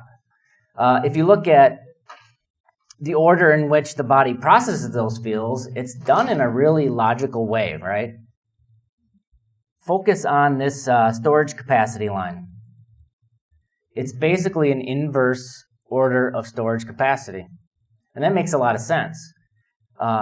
Alcohol, and we'll go into each of these individually, but alcohol has no storage. There's no place that the body can store alcohol. So, and really high alcohol is going to kill you, so the body has to deal with the alcohol first. It's got to process that, it's got to burn it off before it can move on to other fuels to any extent. And so, let's go through each of these. Alcohol. I hate to be the party pooper, but especially if weight loss is the goal, alcohol is the number one oxidative priority. When alcohol comes in, your body's going to deal with that first because it has to. It can't do anything else. It's got to burn it. And alcohol also interferes with hormones. It can stimulate appetite, get the munchies. It decreases testosterone and increases estrogen, which is, you don't want that happening. And then it's not biologically needed. Now, if you have kids, maybe you disagree with that. The body doesn't need it. It can burn it, and it's this fuel that it can use, but there's no biological need for it. Exogenous ketones. The study that I got this from didn't have this column, but working with some colleagues, we kind of formulated the likely nature of this. Nobody's really studied them on this level, but it's the number 2 oxidative priority. There's little storage capacity. You basically can store some in your blood, so you can have a little bit elevated blood ketones, and that's kind of the storage for it. It's not biologically needed. Your body can, exogenous, your body can make all the ketones that it needs when you're keto adapted. The higher ketones don't mean better results, and this is something I think is kind of important. A lot of people, when they get into keto, they kind of go down the path of chasing ketone levels, and they try to see if, can get 2 or 3 millimole of blood ketones. And there's never been any study that has associated higher blood ketones to better results or faster weight loss. So chasing that ketone number is really not that important. It's much better to focus on your macros and get those carbs low enough so that you're going to be in that state. And limit the other fuels. And another example of that is, if you took a bowl of rice and dumped a whole bunch of MCT oil on it and ate it, you might have elevated blood ketones that show that you're in the ketosis range. But are you in nutritional ketosis where your body's making those ketones? No. It's coming from the MCT oil. So it's kind of similar with exogenous. Protein. Protein's a little different. It's technically a fuel, and we have limited storage capacity. You can hold on to some and kind of queue it up into the mTOR cycle, which is muscle protein synthesis, making and rebuilding muscle. It's got about 25% thermogenesis, which is thermic effect of food. I'm going to go into this a little bit more later, but protein is very energy intensive to use. To break down amino acids and use them to build lean mass, to rebuild lean mass. Our bodies are constantly building and rebuilding mass. They're breaking down autophagy, apoptosis. They're taking cells apart and building new cells all the time. And protein is really hard to digest. It takes a lot of energy. But that's also kind of a benefit, and we'll talk about that a little bit more later. But it's preferentially used to build muscle. That's where we get our amino acids to build lean mass. It's very expensive to turn that into fuel. And so this touches a little bit on the gluconeogenesis discussion that sometimes comes up as well, in that the body's just not going to arbitrarily start turning protein into glucose to then use it as a fuel, because it takes like 5 ATP to turn protein into glucose, and then another 2 ATP to use it as a fuel. Why would the body do that when for about 2 ATP you can just use glucose that's already in your liver or fat that's already in your fat cells? The body doesn't waste energy like that. So it's only going to do it when it has to. When blood glucose levels get too low, it'll kick in to help keep them up. And it's biologically essential. You need amino acids to keep your body healthy and rebuilding. Next is carbohydrates. Carbohydrates are the fourth oxidative priority. You've got a moderate storage capacity, about 1,200 to 2,000 calories in your liver and muscle glycogen, depending on how much muscle you have. It's the highest amount of insulin required to utilize, as we know. Not very satiating. You get these cycles, as many people have talked about, of hunger and satiety issues. It's not biologically needed. The only biological requirement for carbohydrates is to feed a little bit of fiber, prebiotic, to feed the gut flora, to feed your gut flora. But there's also other ways to feed the gut flora. There's butyric acid in butter. There's glucosamine, collagen in meats. So the body will make any glucose it needs. So there's really no biological need for carbohydrates. It's not an essential nutrient. And then there's fat.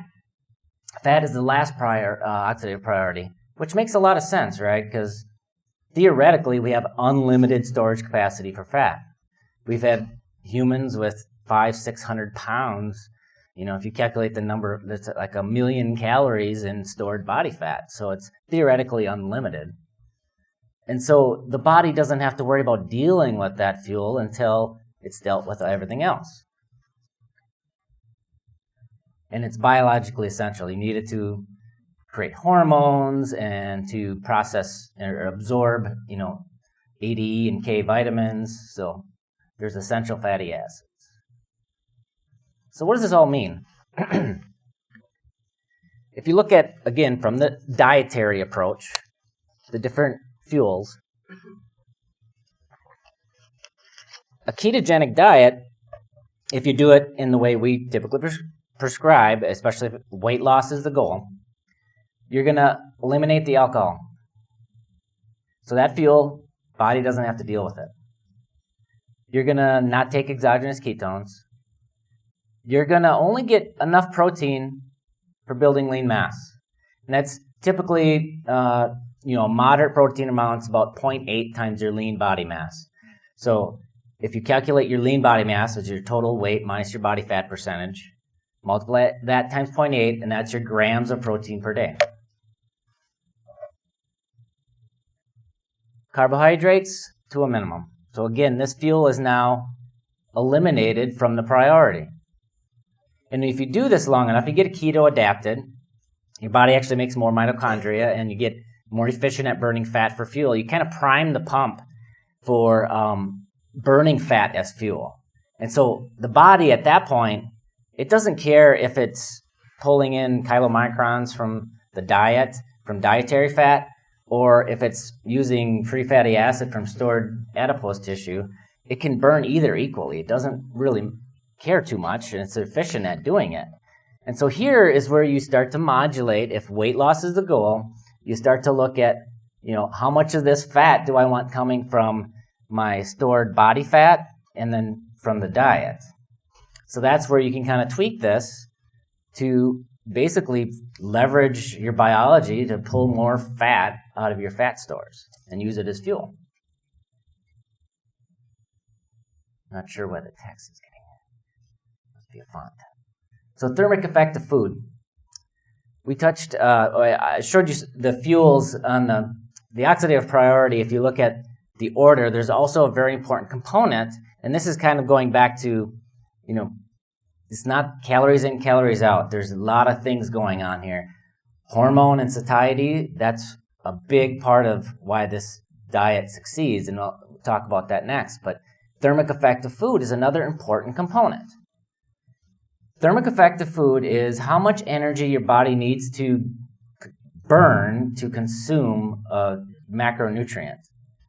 So like alcohol is about 15% thermic effect of food. So that means if you consume 100 calories of alcohol, you've really gotten about 85 that ends up in your system after your body gets it processed and into the system.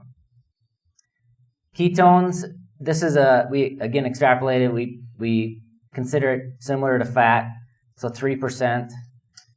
Protein is about 25% thermic effect of food. So it means if you consume 100 calories of protein, you're really only getting like 75 into the body. Carbohydrates are 8%, and fat is 3%. So it doesn't take a lot of, body doesn't have to do much work to get that into the system. And that leads back to this, fat is not unlimited, especially if weight loss is the goal. You need to modulate it and adjust it based on your goals. So what's an example of this thermic effect of food, and what does it look like?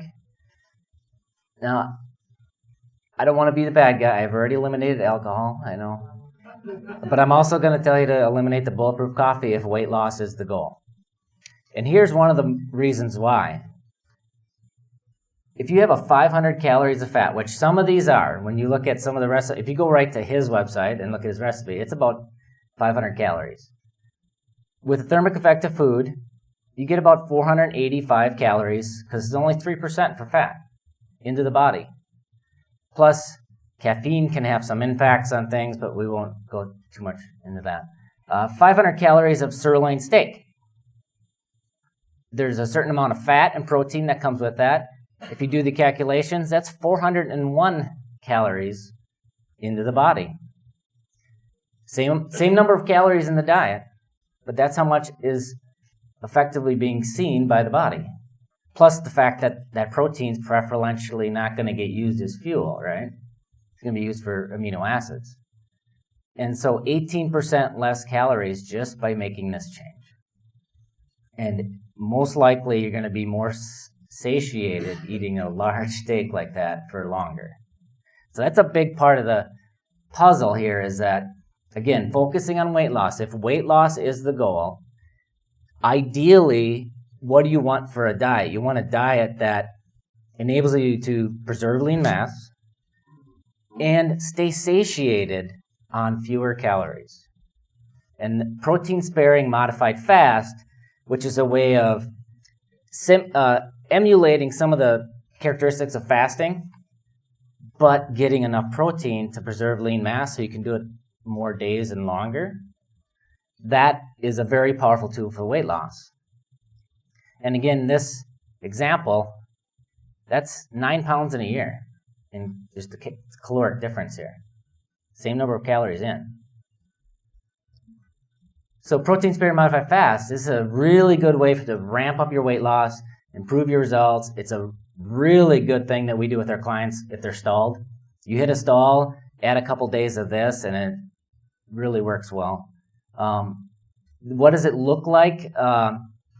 It's typically, so instead of 0.8 times your lean mass in protein, we do about 1 times your lean mass in protein. So you up the protein a little bit.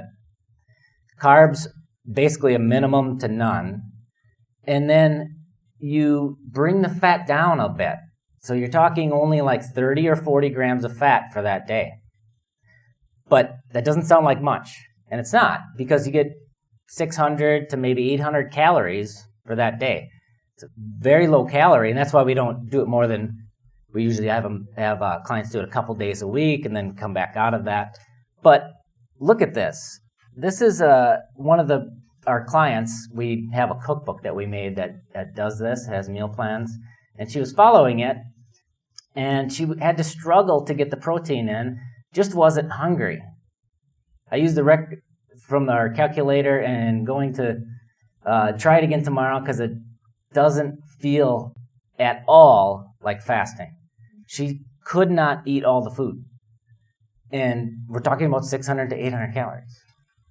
So that is what can really be powerful about a protein-sparing modified fast days for ramping up weight loss. And you might say, well, if you're just eating meat, and I don't know if Peter's still here. Remember he brought up the kale, superfood. We have I dedicated a whole chapter to this in our book because I think it's such an important point that's missed these days. And that's, where do you get your micronutrients from, your vitamins and minerals? If you put a plate up here with a steak, some kale, and some blueberries on it, you'd probably say, the kale and the blueberries, that's where you're getting your vitamins and minerals. No, it's not. This is 100 grams of each of these things. And this beef liver is off the charts. If you don't want to eat beef liver, okay, just eat beef. It beats on more categories these other, quote, superfoods all by itself. Beef is loaded, and animal proteins are loaded with vitamins and minerals. And we've just kind of lost that knowledge over the years that is where you're getting, that's some of the most nutrient-dense food you can eat. So what does this look like? We have been, that's all messed up. The point is, Maria and I have been doing this for quite a while, and we kind of fly under the radar because we built a really successful business doing this, and we've not spent a dime of advertising throughout the entire thing. We just work with clients and word of mouth and their word of mouth. And so we've been doing this for over 15 years. Maria's been coaching clients on keto for about 16, 17 years. It took me a couple years to come along. I've been keto for about 12 or 13 years. But in that time frame, we have seen a lot of clients. We have seen a lot of amazing things that's happened with them. So I want to end here today with a little bit of inspiration. We've got over 800 client testimonies. These are just the testimonies that we decided to record and save. And we have this file with all these testimonies. And that we only started saving them like 10 years ago. But in that, we've now collected this sort of database of these N=1 results.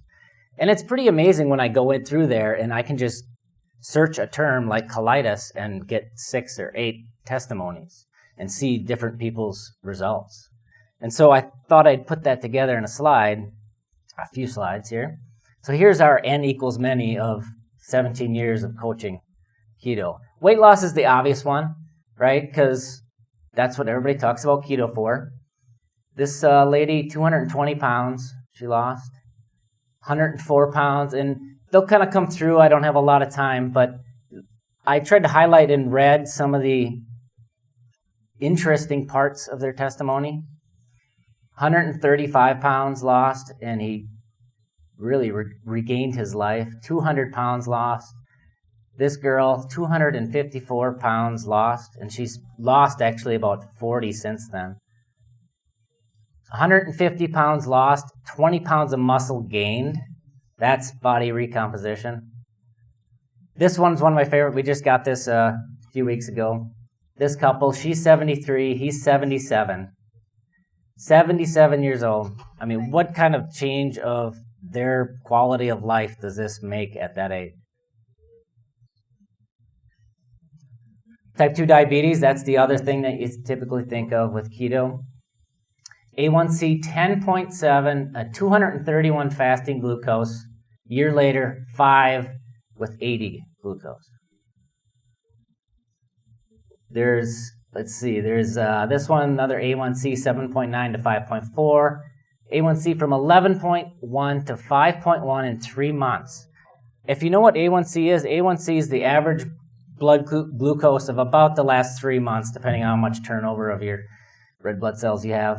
So that's basically instantaneous. Like, that's amazing. 3 months. Kidney function went from 22% to 48%. Stage 2 to mild with the protein urine. So let's talk about a few other things.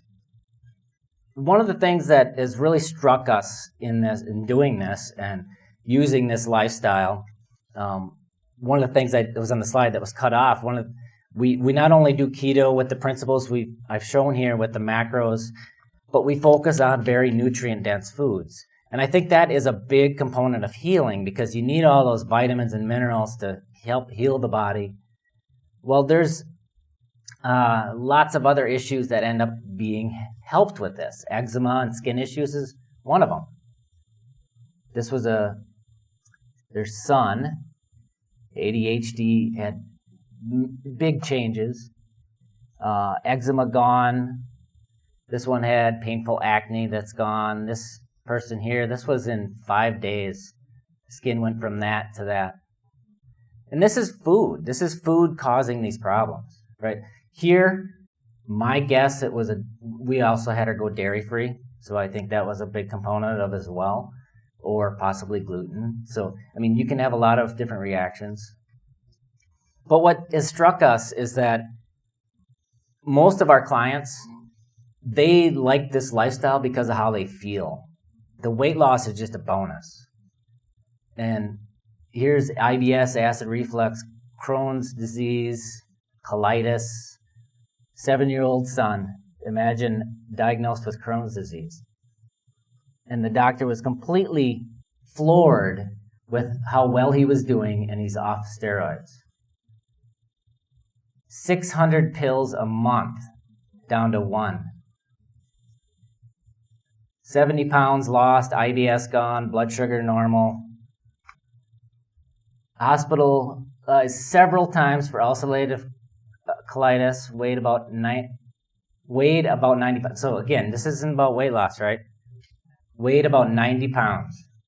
They actually gained weight following this, but they also healed themselves with food. Able to run, lift, off all medications. And then get chopped off again, but MS, Graves, and Parkinson's. This is also an area where you can see some pretty amazing results.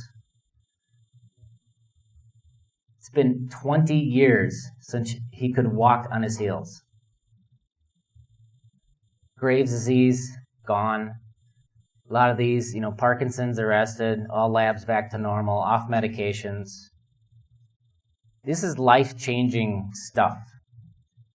And that's why I think keto is so powerful, because there's a lot going on here that's beyond weight loss. And people just can't believe how good they can feel, how good their body can feel, how mentally clear they can be. Alzheimer's, moods, ADHD, autism, brain, we've heard a lot from Amy and others about how Alzheimer's and brain health and how ketones can be so helpful, but there's also things like ADHD, mood disorders, bipolar. This one, autism spectrum, she's on a whole new protocol. So their daughter became a whole new protocol level on the autism spectrum when they eliminated sugar and carbs and gluten. Daughter was told she's borderline ADHD, insulin-resistant ADHD, no longer any symptoms. Grades all went up. Fibromyalgia, Lyme disease, chronic pain, that's another big one. We see a lot of clients with chronic pain, and this lifestyle is very anti-inflammatory, really helps with pain and inflammation. So here's a few examples there. There's IBS and fibro pain gone, chronic Lyme disease, very thrilled with the results. This one is Pam. She's lives kind of by our hometown, and she was to the point where she was in a wheelchair most of the time. She has nerve damage, would take 8 extra strength painkillers and it would barely take the edge off. Months later, she spent a week walking and playing with her 6 grandchildren. A year ago, I would have done that in a wheelchair. I will turn 66 this month and feel younger than I have in 10 years. That's not weight loss. I was having migraines, seizures. Haven't had any migraines and not any seizures. Seizures is, of course, another big application for ketogenic diet. Off medications. What would happen to our country's healthcare costs if we could eliminate medications like this? I mean, this one here, that's before keto, that's after. Half a blood sugar pill, and she's off of that now. Or a blood pressure pill, sorry. All of these gone. This is the one, 600 pills a month, down to 1. Used to take all of these. I mean, how many people out there, Wellbutrin, Abilify, Lamictal, Cymbala, I mean, all gone. 20 pills a day. Rarely use pain meds now. I was on 10 different medications and a CPAP. 1 year later, I lost 109 pounds and off all but 1 medication. And I want to leave you with families. I know there's been a lot of talk about what about kids, and is this something, I mean, we have some of the testimonies here about kids, but I would add as well, we adopted 2 boys from Ethiopia. We brought them home when they were 1 and 2 years old. They were barely registering on the growth charts, like 2 or 3%. They didn't get proper nutrition there. We put them straight into what you would essentially call a low carb diet, just eating pureed meats and egg yolks and avocado and just real food. And within 1 year, they're at 50% on the growth charts, and year 2, they were at 70-80% on the growth charts. So, and our kids, talk about raising hand, how long you've been keto? They've been keto for 7 years.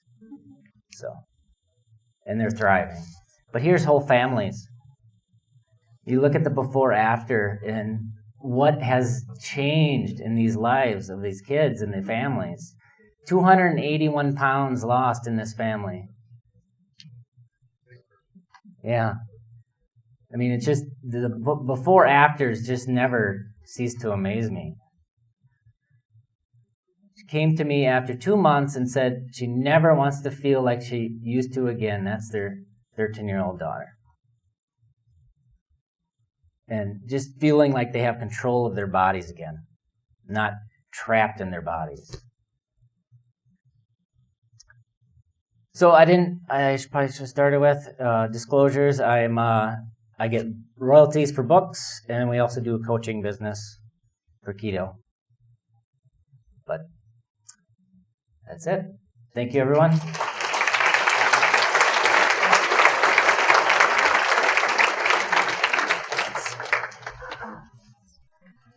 So I have heard Maria several times at KetoCon, and she's amazing. But I have to say, Craig is the better half. Thank you. Appreciate it. Thanks, that was great. So, Thank you. Inspiring. I'm just Thank you. especially pleased to welcome one of our very own from the Bio City.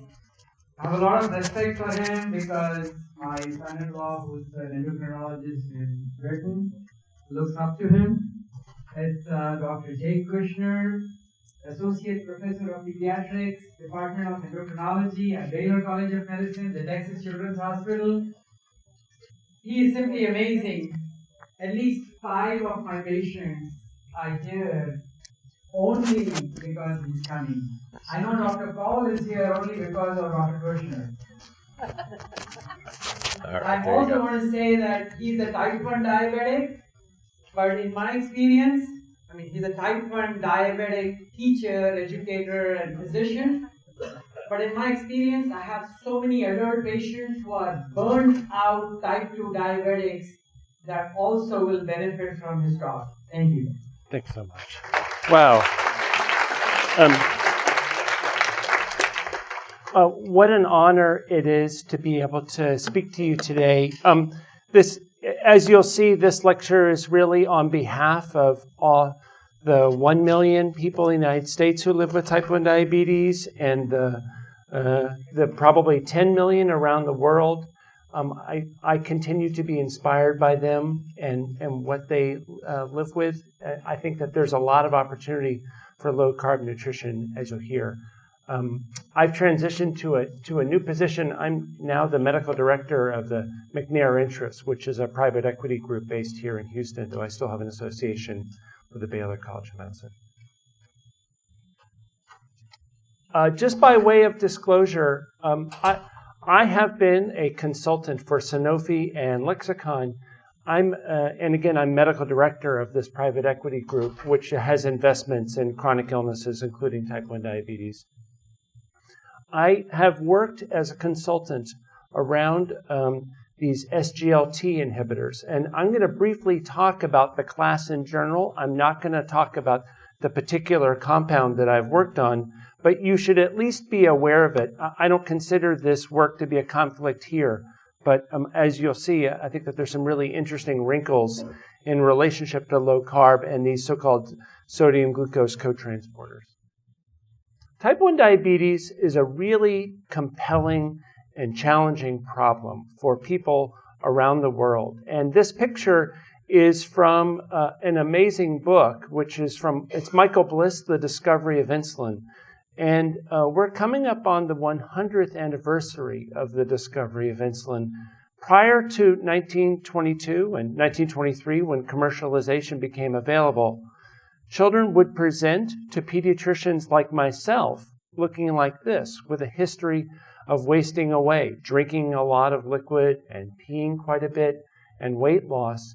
And there was little that could be done. The primary intervention at the time was a low-calorie, low-carbohydrate nutrition regimen. It was called the Allen diet. And you could extend somebody's life from a few weeks or a few months to a few years, but there was persistent, very serious mortality, and it was essentially unheard of to live with type 1 for decades. So for parents and for pediatricians, it was utterly tragic because you simply watched them and they wasted away. But with the discovery of insulin, there were these really wonderful, miraculous recoveries. And this is the same child after injection of insulin. And there are many such wonderful examples like that. And if you imagine that this is occurring in 1922 and 23, it makes the achievement all the more amazing. At the time, it was considered a cure for type 1 diabetes. There were ticker tape parades, and there was a general belief that just by injecting this clear liquid, you could go on and live your life. What we now know is insulin is a treatment. It's not a cure for type 1 diabetes, and there's some very serious challenges of living with type 1. So millions of people have type 1 diabetes.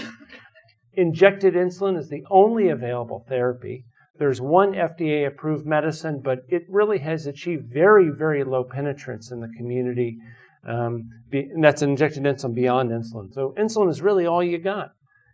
Very high burden of illness. It's challenging to keep blood sugars in the normal range. And there's a risk of excessive weight gain and hypoglycemia with increased insulin. Frequent hypoglycemia, low blood sugars, typically 1 to 2 episodes per week, but many people have very severe episodes of hypoglycemia, life-threatening, and then also a serious problem with complications. And there's this major risk of life-threatening complications, and people who live with type 1 diabetes have reduced survival, at least by conventional therapies, and I'm going to show you some of that. We know now that tight control imparts better long-term survival. And that's important because it means that healthcare providers like us and families and the people who live with type 1 can do a lot to try to live and have a great life.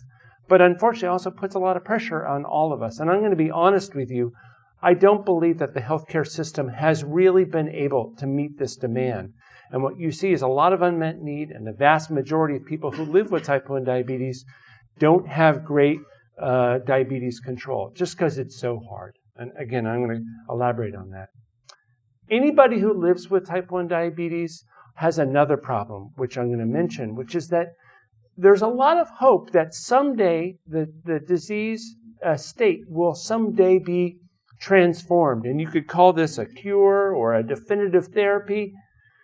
And it's very frustrating for people with type 1. They'll often be sent emails from loved ones. Hey, I heard about this. Somebody's got some new stem cells. What do you think about this? And sadly, the reality is there's this ever-receding horizon that they haven't been able to reach. And I'm going to talk to you about the basic science. I think definitive therapies or cures are a very long way off. Decades. I would be surprised if I live long enough to see them.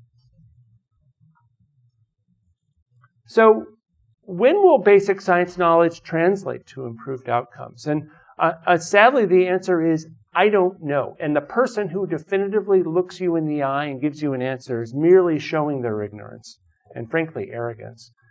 It's a long and winding road in between the mouse and the millions of people who live with type 1. And there's a lot of different ideas that have been trotted out, including beta cell regeneration, making more of these insulin-secreting cells, or stem cell therapy, making a new cell magically from some cell that secretes insulin, or immunotherapies to find some way to induce lasting, permanent immunologic tolerance so that the immune system doesn't destroy the pancreas, doesn't destroy the ability to make insulin. And then advanced technologies. Maybe you could just get some sort of insulin robot that would measure glucose and administer insulin. All four of these modalities are a long ways off, and I'm going to go into each of them in my talk. And I'm using this discussion about basic science as a way to illustrate how I found myself such a low-carb devotee. So what's the adaptive beta cell response to type 1 diabetes? Well, in my other life, I've been a basic scientist studying how type 1 diabetes occurs, the pathophysiology of the disease. And we've really been interested in trying to understand this both in healthy pancreas as well as in samples that have type 1, because we want to know, is there any hint of regeneration? Are there cells that are trying to grow and make more cells in order to fill a reservoir and allow a person who lives with type 1 to live a medication-free life? And so the way we've done this is by looking at these cadaveric specimens. So these are brain-dead organ donors. There's a center at the University of Florida run by a bunch of brilliant scientists, including my dear friend, Dr. Mark Atkinson. And they've collected pancreata from organ donors, some of whom are non-diabetic, and some of whom have type 1 diabetes. And you can see on the right that type 1 diabetic islet is very, very different from the islet, the islands of Langerhans, that on the left in the non-diabetic. You see right away there are very few of these insulin-secreting cells. There are other hormone-containing cells, but there's a profound deficiency in insulin-secreting cells. And moreover, when we look for regeneration, we simply don't see it. And so this is a paper that my lab published only a little over a year ago, and we found no evidence of new cells and no evidence of cells that are turning into other cells. And our general take on it is that the pancreas is pretty static in people who are living with long-standing type 1. There's no attempt to make new cells. And I'm very worried about this finding because it suggests that any medicine that we come up with will be trying to amplify a process that exists in nature, and we don't see that process at all. So I'm fearful that beta cell regeneration, some new tool to make more beta cells, may be a really serious elusive goal. What about stem cells? Well, this is a somewhat vulgar headline from the Times of London, and it describes diabetes, a cure at last. And that would be wonderful if it were true, but this was really just about selling newspapers, not about communicating advances. It describes an important scientific advance that I'm going to go into. It's about a scientist who's been a hero and friend and mentor of mine, Dr. Douglas Melton, and he's actually the parent of 2 children with type 1 diabetes. But unfortunately, once the research gets out there in the general lay public, it gets amplified, and there's sort of a race to the lowest common denominator. And in this case, the Times of London wins. So the idea is to create these insulin-secreting cells from pluripotent stem cells. And again, there's a paper from Dr. Douglas Melton. There's another one from Dr. Tim Kiefer. I know them both well. It's very exciting that you can take stem cells and turn them into insulin-secreting cells if that were true. And the idea was now we can just make buckets of them and we're ready to go and we'll find some magic place to put them and then we'll cure type 1 diabetes. Cool. But as it turns out, it's much harder than that. And so what did they do? They described a series of steps to take these human embryonic stem cells, or these so-called iPS cells, and turn them into insulin-secreting cells. They also got some other hormone-containing cells. And then the idea is to take these cells and stick them in a mouse, and that is a diabetic mouse, and they found that it rescued glucose homeostasis. So the mouse was theoretically cured of diabetes. They still had some glucose intolerance and other things. So if that were true, that's very exciting. But unfortunately, if you take these cells and you stick them in a dish, you see they behave very differently than human islets. So this is what human islets look like. They have very low basal insulin secretion. And then when you expose them to glucose, they make a bunch of insulin. So they have a dynamic capacity. They go from very low insulin to a whole bunch of insulin. And now we take these cells that came from the stem cell. They have very high basal secretion and very little glucose response. And so what this really says is that we haven't reached the finish line, not even close. And there's a lot that we need to know about cellular engineering in order to make these limitless beta cells. And by the way, we have no clue where we would put these cells. And you'd have to find a way to protect them from the immune system. And unfortunately, the immune system is going to continue to destroy them. So we wrote an editorial that was published in Cell Stem Cell about this, and we really do believe that these papers represent 2 steps forward, but now it's a time to pause and continue to hunker down and focus on the science, because it may take decades or centuries to get to the answer, but we have to be rigorous about how we approach it. Okay, what happens about the immune system? Well, could you create new immunotherapies to preserve beta cell function? Unfortunately, the answer is no. So this is the best trial to date. These are using these immunologic poisons. This is something called ATG-CSF. And they're taking people who have relatively recent onset type 1 diabetes and infusing either a poison or nothing, and then following them over time. And the primary outcome measure is C-peptide, the ability to make insulin on your own. And what you see is that the ability to make insulin declines as a function of time after treatment. And moreover, both curves, both the control group in the gray and the group that's had the intervention in the black, have a decline, and the curves are parallel. So you can temporarily delay the destruction of the beta cell, but you cannot permanently re-educate, not at this time with the medicines that we have. You can't create permanent, lasting tolerance. And we can't administer these drugs chronically because you're taking somebody with a healthy immune system and you're basically shutting down their immune system. That wouldn't work. So there's a long ways to go with the immune system research, and I don't know, we're not there yet. What are the outcomes for typically treated type 1 diabetes? Well, they're not great, and this is probably the best possible outcome. So this is not representative of the U.S. general population. These are elite clinics. These are people who, the pediatric clinics are fairly standard. This is probably a pretty healthy selection. This is from the T1D exchange. And so on the left, you see teenagers and young adults in the middle, and on the right are 26 to 50 and age 50 and above. For typical adults, the hemoglobin A1C is in the mid-7. There's 2 different age cohorts. There's this cohort that's in brown and another one that's in blue. And what you'll notice is that the control is getting worse. Despite the knowledge that we have a lot of unmet need, despite all of our efforts to come up with creative new ways to support people with diabetes, like continuous glucose monitors and insulin pumps, we're actually losing ground. We're not gaining it. Moreover, this population is rather elite and sophisticated. The people who are receiving health care in these adult clinics are going to academic medical centers. They're probably much more likely to be wealthy and have resources than people who are out there with no health insurance. So my fear is that the real average hemoglobin A1C in the United States for people with type 1 diabetes is upwards of 8 or 8.5%. So hold that thought. There's excessive cardiovascular death in typically treated type 1. This comes from the New England Journal of Medicine. And it's really a pretty scary paper. And I don't bring this here to scare you all. I tend to be relentlessly optimistic and positive, but it's important for us to understand what our therapies are doing. And the reality is, if most people end up with a hemoglobin A1C somewhere in between 7.9 and 8.7, their risk of death from any cause, at least according to this cohort, is 3.11-fold control population. And cardiovascular death is 4.44. So vastly increased risk of death, which says to me that there's a lot of unmet need and we got to do better. You'll also notice that the lower the A1C, the better the numbers.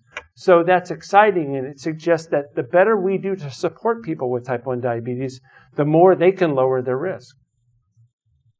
So why is it so hard to effectively treat type 1 diabetes with insulin? Because I haven't really said that, and it's not exactly clear from the outside. Like, why don't you just give more, right? So a brief tour of glucose homeostasis. So this is an islet.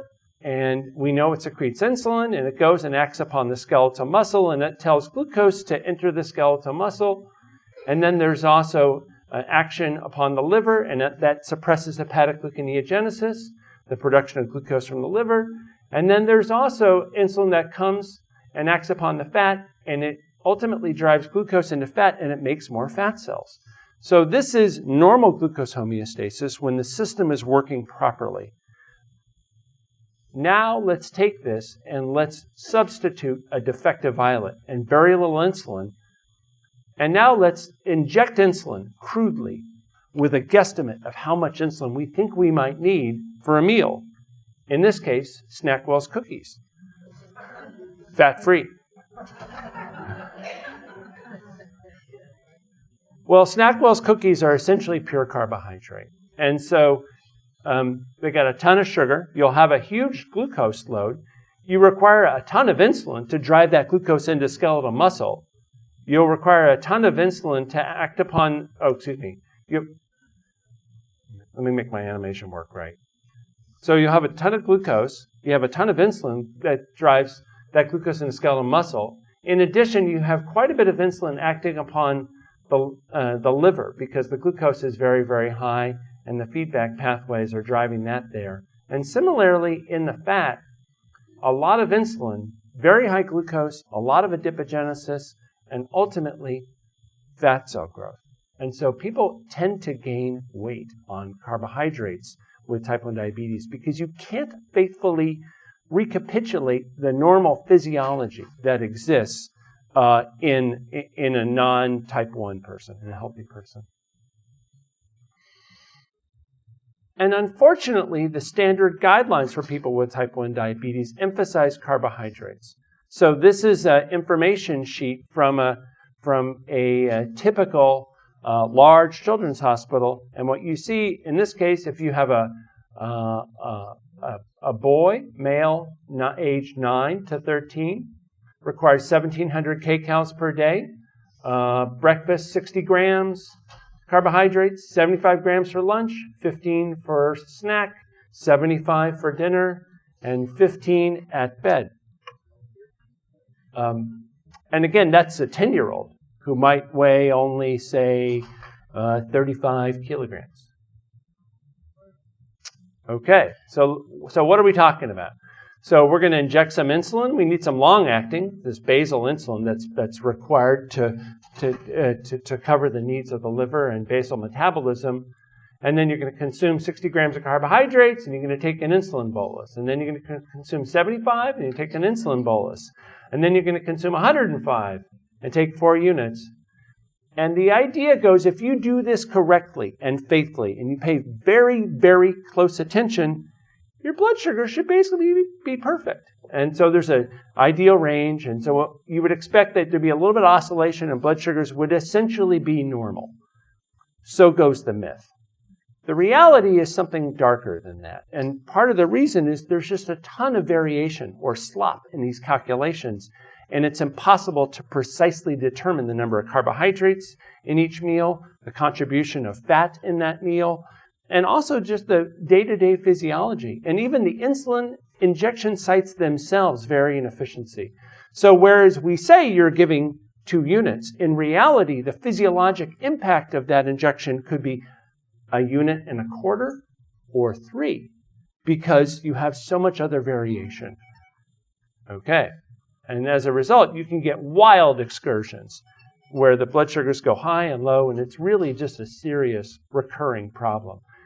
And this is what it looks like. So this is an 18-year-old who's had type 1 diabetes for more than 10 years. She's on a high-carb day, and you can see her blood sugars are in this wild roller coaster. And you can say, well, what's the big deal? Her blood sugars are maybe okay, but a average of 200 is an A1C is sort of in the mid-8s. But also imagine what it's like to be on that downward slope of the roller coaster and to see your continuous glucose monitor tracing showing that you are literally on a roller coaster and it looks like you're going to plummet into the ground. And you know that if you hit the ground, you might go unconscious. It's terrifying. It's exhausting. It's overwhelming.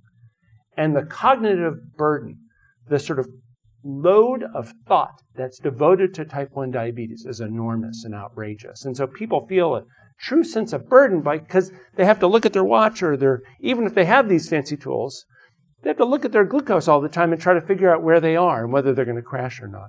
And by the way, only a small fraction of people are even on CGM. Most people would never even get this data. They just check 2 or 3 or 4 times a day, and that's it. And around the world, most people don't check at all. This is in millimoles for those outside the U.S. Okay, so why advise people with type 1 diabetes to eat a low-fat, carbohydrate-based diet? And this has been around for a long, long time, and I've wondered this. And if you read the standards of medical care, for instance, this in diabetes, they say limited research exists concerning the ideal amount of fat for individuals with diabetes. That is most definitely true.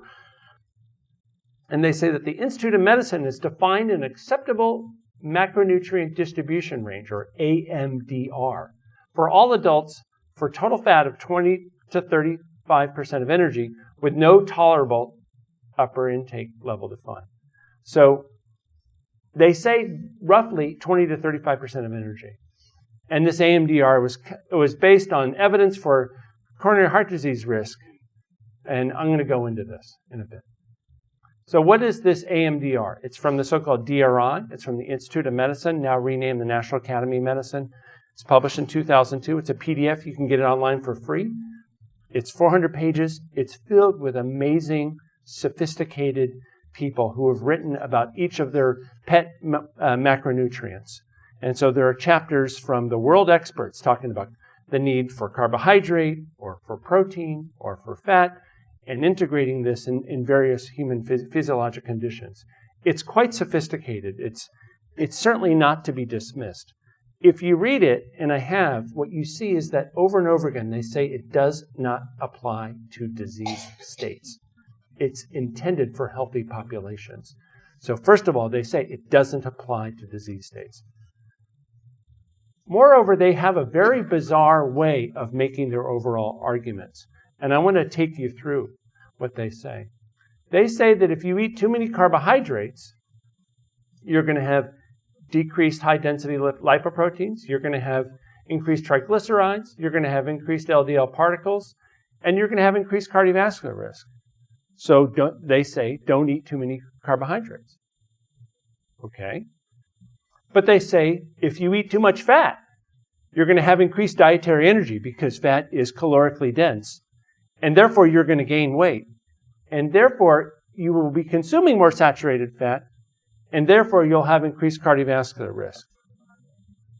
And so they argue that these two extremes must be balanced. And what they pick is something in the middle, based on the apparent risk for coronary heart disease that may occur on low-fat diets and the risk for increased energy intake and therefore obesity with the consumption of high-fat diets. They pick a number in the middle. And this is the number. So it's very bizarre, and this number is ultimately in lookup tables in the back of the document. And so somebody who goes to to get an undergraduate or doctorate degree in nursing, all of the textbooks are based on the lookup tables from this document, and the numbers were simply chosen as an average in between two extreme values.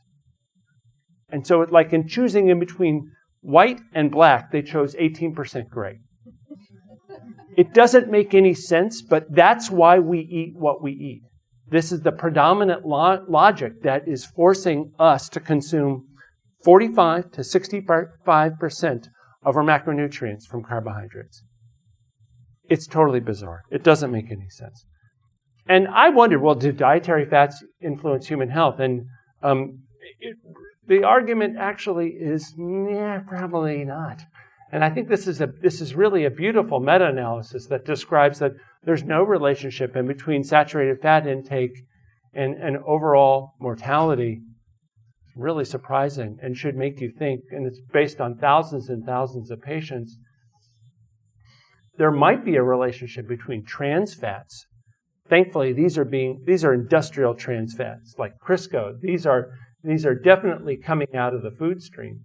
Interestingly, ruminant trans fats are somewhat neutral. So ruminant trans fats are the trans fats that come from ruminant animals.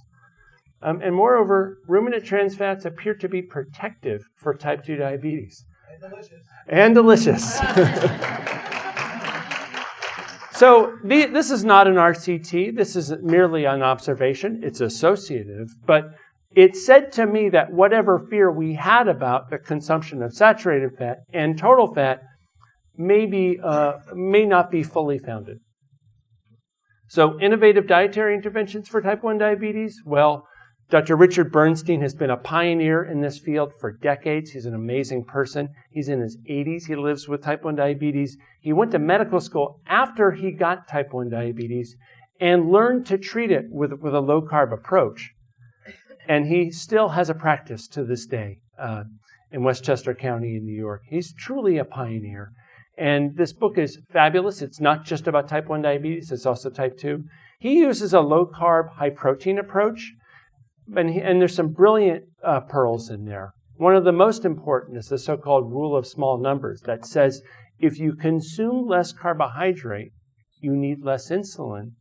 And less insulin is less chance to be able to make an error around your insulin dosing. So what does it look like? Well, this is my friend Marshall. I've known him since he was a little kid. He's a father of 3 boys. He has type 1 diabetes. And, he's got some smoked salmon, and he's got some avocado, and he's got some low-carb bread and some aioli, and that's quite typical for him. And as you can see, these meals really don't drive up his blood sugars. His sugars are very normal quite often. He's able to routinely do this. It's quite impressive. And so what are you actually doing? Well, again, you can't get rid of your insulin. You still got to take long-acting insulin. Without that, people with type 1 diabetes would almost immediately go into diabetic ketoacidosis. But instead of those Mongo carb meals, they take a little bit of protein. 20, 25, 30 grams of protein per meal, which means a very small dose of insulin. And a small dose of insulin means that there's less chance to get off course with your blood glucose. And the blood glucose typically oscillates in a range that's very much close to normal in these folks. It's really exciting. And so you can have these blood sugar tracings that are frankly near normal. And it's utterly transformative for somebody who lives with type 1 because they're used to living on this crazy roller coaster and all of a sudden things are just smooth. And when you talk to people about low carb and type 1, the thing they describe the most is that it reduced the burden of living with it. They just get to feel better. They feel more human. They feel like they're able to live their lives and do the things they love. And they still have diabetes. You still got to think about it. But all of that intolerable up and down and fear and anxiety starts to fade away. And I'm just so thrilled about that because ultimately the most important biomarker for me is not hemoglobin A1C or average blood glucose or something else. It's how do you feel? Okay, so I showed you this glucose tracing of the 18-year-old on a high-carb day. This is the same person on a low-carb day. And so really a dramatic difference. If I flip back and forth, you see that the glucose excursions that were going up really high, in this case up to 400, are way, way down. And this is very close to what we in the type 1 world call a no-hitter, where you can keep your blood glucose in the desired range all day long. And I have close friends who, before low carb, had never had a no-hitter. Not one. Not one. Okay. Here's a 23-year-old with type 1 diabetes for 12 years. Here on a high carb day with a lot of excursions and pretty scary. And also you'll notice these little C marks. He's calibrating because he's fearful maybe there's something wrong with his glucometer, but he's discovering he really is in trouble. And he's got a lot of glucose flux. And the same person on a low carb day. So oscillations, but much, much smaller, much safer, much more comfortable. Really exciting. Tiny standard deviations. Here's a 22-year-old with type 1 diabetes for a year who's been on low carb since diagnosis, very strictly following a low carb plan, also exercising quite a bit, and blood sugars that are essentially near perfect. And it makes me wonder whether going on a low carb approach at diagnosis, especially if you're in your late teens or you're an adult, might allow you to preserve your beta cell function, might allow either slow down the immune system destruction, or alternatively allow those residual beta cells to just work a little bit better because they don't have to face toxic hyperglycemia all the time. And we need to test this. And ultimately, there are ways to do this. The U.S. federal government has something called TrialNet, and they could very easily do a keto trial for new onset type 1. There's no money in it. And so it's going to be a little bit different. It's going to work against a lot of established stakeholders. Typically, these kinds of clinical trials are around immunologic poisons, not necessarily around people who are selling beef and butter and kale. Okay, so does low carb synergize with automated insulin delivery? This is really interesting. Maybe. So Adrian LXM is a nickname of a guy who's a developer who has type 1 diabetes. Actually, he has a genetic form of type 1 diabetes called MODY. And he is making insulin on an auto loop. So he's programmed his Android phone to control his insulin pump. And this is him on a high carb approach. And this is several days. So the time scale is compressed. And what you're looking at is a bunch of days on that very short graph. So you'll notice that there's a bunch of very bright spikes. That doesn't mean his blood sugar is flashing between 400 and 50 all day long. It's more that we're seeing the tracings over the course of 3 days. So again, this is a high carb approach, and this is the best that this very sophisticated device can do. The device measures his glucose and administers insulin, and even so, it's incapable of routinely controlling blood sugars. And on a low carb approach, he's basically flat all the time. His blood sugars are normal. So that's shocking and amazing, and it suggests to me that if we're able to build approaches where we have both automated insulin delivery and low carb, people could see their glucose flux go to essentially non-diabetic ranges. And that's not far off. There are a couple of pumps that can do things that sort of look like this, but though they're not quite. There's one that's FDA approved that's really struggling because of a bunch of defective sensors. There's another one that can shut insulin off if you're low and going lower, and that might work very well with low carb or keto. But again, there will be more of these over time, and I'm really hopeful that there will be synergy between low carb and technology. Thankfully, there has been some research. For years, there was no research. And now finally there's research. And so there's this wonderful paper that was published by David Ludwig and many, many others. And Dr. Westman is a co-author on this as well, and Aaron Rhodes and Carl Eberling and R.D. Dykman. And R.D. Dykman created a Facebook group called Type 1 Grit. And these are followers of Dr. Richard Bernstein's approach. And it's a private, closed Facebook group that's comprised of 3,000 people who have type 1 or have loved ones with type 1 or providers. I'm a member as well. who just want to learn about this low-carb approach. And you can see that the reported mean hemoglobin A1C in this group is 5.67%, with a standard deviation of 0.66. So that's awesome, right? It's really great. And it's inconceivable on standard therapies. You just can't achieve that.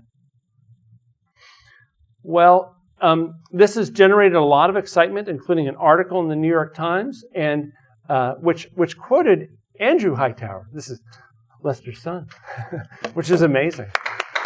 There's Lester in the back. And Andrew likes pizza and sandwiches and dessert, and he can still have those things on a low-carb approach, but you've got to be creative about it.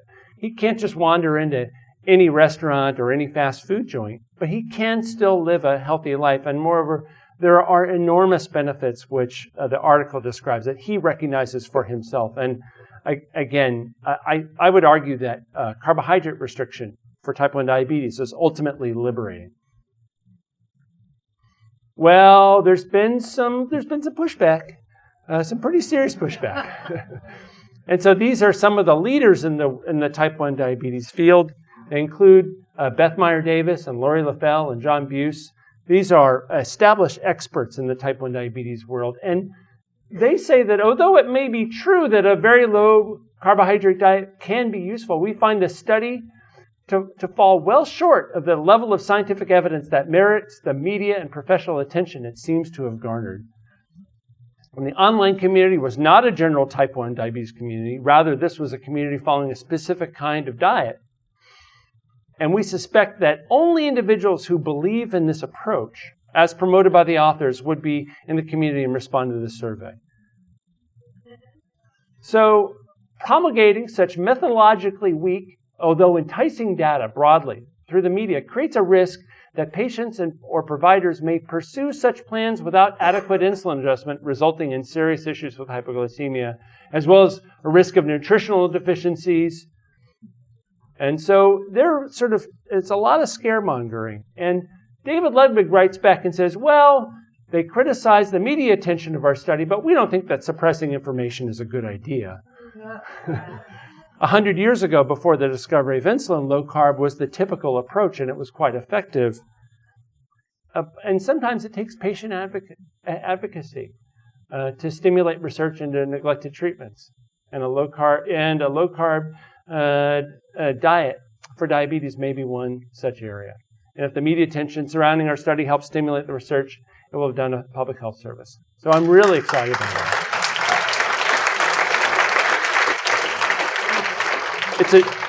It's a generous response, and it shows that everybody's eager to try to find a better way. So would low-carb nutrition violate consensus guidelines? Actually, no. And don't let anybody tell you otherwise. Maybe if you go to the ISPAD guidelines, that's the International Society of Pediatric Diabetes, they say, yes, there's international agreement that carbohydrates should not be restricted in children and adults with type 1 diabetes that may result in deleterious effects on growth. So this is very hardcore, and they want you to simply follow that. And they say that the fat should be 30 to 35%. But if you look at the American Diabetes Association, which is a more up-to-date guideline, it gives much more wiggle room. And they say that the studies examining the ideal amount of carbohydrate intake for people with diabetes are inconclusive. That's cool, right? Because where there is uncertainty, there should be room for self-experimentation. And it's important to quote this anytime you happen to encounter a healthcare provider in the context of type 1 who's demanding that you follow a particular regimen, because there is quite a bit of wiggle room in the guidelines. The ideal amount of dietary fat for individuals with diabetes is controversial. They're giving us room. And they say data on the ideal total dietary fat intake for people with diabetes are inconclusive. Okay, so we got some room. They recommend Mediterranean diet. Okay, whatever. Fine. And here's another one from Diabetes Care. Evidence suggests that there's not an ideal percentage of calories from carbohydrate, protein, and fat. So these are important statements that I've tried to show you over and over again, because I want to emphasize that people who provide false certainty about macronutrient distributions are not up to date with the latest recommendations. And if you want to customize macronutrient distributions for a particular condition, you have the room according to the American Diabetes Association. This doesn't go off the rails. And again, they say macronutrient distribution should be individualized. Right? So they're not endorsing or prescribing low carb, but at least they give room for it. And don't let anybody tell you otherwise.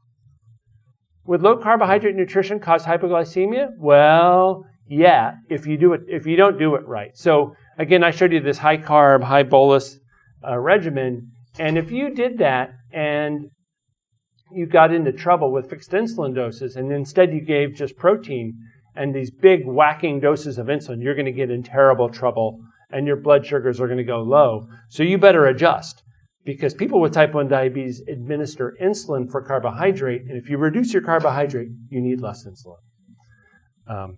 It's just that simple. And moreover, if you don't do that, you will go low, and then you'll have to have rescue carbs, and you'll have these crazy sine wave blood sugars. But the obvious thing to do is to adjust insulin doses for glycemic load, and that's really quite straightforward, and it can be done fairly simply and successfully once you get the hang of it.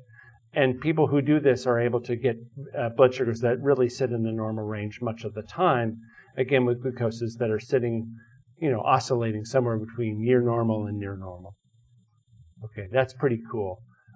Any advice for people interested in low carbohydrate nutrition? Well, continuous glucose monitoring. You gotta have a CGM. It's very hard to do this without CGM. I understand that many people are resource limited. The stuff is expensive now. There are people who have learned to do this using the Freestyle Libre, which is less expensive than the Dexcom, and you can hack it to get continuous readings. But I think CGM really makes an enormous difference, because if you don't know your glucose flux, you can't intervene to improve it. And many people have this hidden flux within their system, and they're going high and low all the time, and they just got no clue because they're only checking blood sugars like 2 or 3 or 4 times a day. And so all this cryptic variation might be present, and you've got to look at it in order to understand it to then act and intervene. And CGM is really essential for this. Treat protein with insulin. This is actually quite important. So if you just go low carb, I'm going to cut the carbs out, but then I have like a 10-ounce piece of salmon. The problem is all of that protein will turn to insulin. So it turns to glucose and requires insulin. And the ratio is a little bit complicated. So if you simply omit the boluses and you have protein meal after protein meal after protein meal, the typical story is you go higher and higher and higher.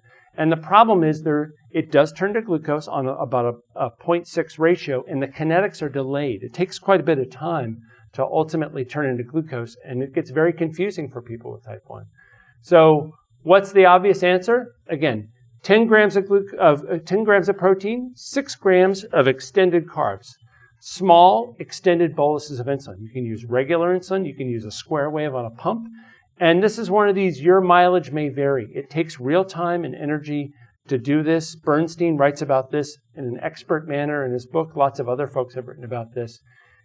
This process of plan, do, study, act, looking at your sugars, thinking about what's happening, trying to find a new way to do things, what Deming calls this sort of classic engineering cycle to make stuff better and systems work better, is incredibly important for type 1 diabetes.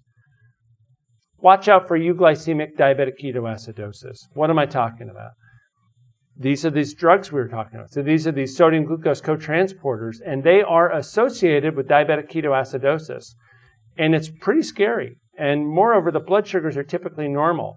So these are typically people who are type 1 diabetes, and if they have nausea, sorry, it's a Mac PC thing, and you barf, that's what those little emojis are. And let's say you wake up in the morning and you vomit. One thing you have to be concerned about is the possibility that your insulin stopped infusing the night before, and now you're in deep trouble. Maybe you forgot to take a shot, or your insulin catheter is plugged. Well, what do? You have type 1 diabetes, you check your sugar, right? and you're looking for elevated blood glucose. And that's, so you're saying, okay, the primary biomarker for life-threatening insulin deficiency is elevated glucose. If I wake up in the morning, I have type 1 diabetes, and I wake up and I'm nauseous, the first thing I do is check my sugar. Is my insulin pump working? Is there some problem? And so, again, glucose is the primary biomarker for life-threatening insulin deficiency. But if you're on a super potent glucose-lowering agent, well, now you've got a problem, because you can have blood glucose that can be near normal. And this is probably also true of people who are on extreme keto, very, very, very low-carb diets. And there's sort of a cognitive dissonance that occurs where you have a real problem with insulin, and you go to check your sugar, but it's not as elevated as you would have expected. And my suspicion is that there's a delay in getting to the hospital or acting in a definitive manner. And how do you reverse decay? It's very simple. Carbohydrate and lots of insulin. And by the way, you should be measuring beta-hydroxybutyrate, which is incredibly helpful. And if you measure ketones, you would, of course, find that the ketones are elevated in extreme insulin deficiency. And so it's really important to check for ketones. And so a ketone meter, beta-hydroxybutyrate, this is the Keto Mojo, but there are several others on the market. And you should be looking, not just, there's no absolute value, you're looking for an elevation over time in beta-hydroxybutyrate, indicating that you have insulin deficiency. So again, I want to drive this home. Glucose may not be a reliable biomarker for life-threatening insulin deficiency when in nutritional ketosis, similar to people with type 1 diabetes who take SGLT2 inhibitors. How common is this? Not common at all.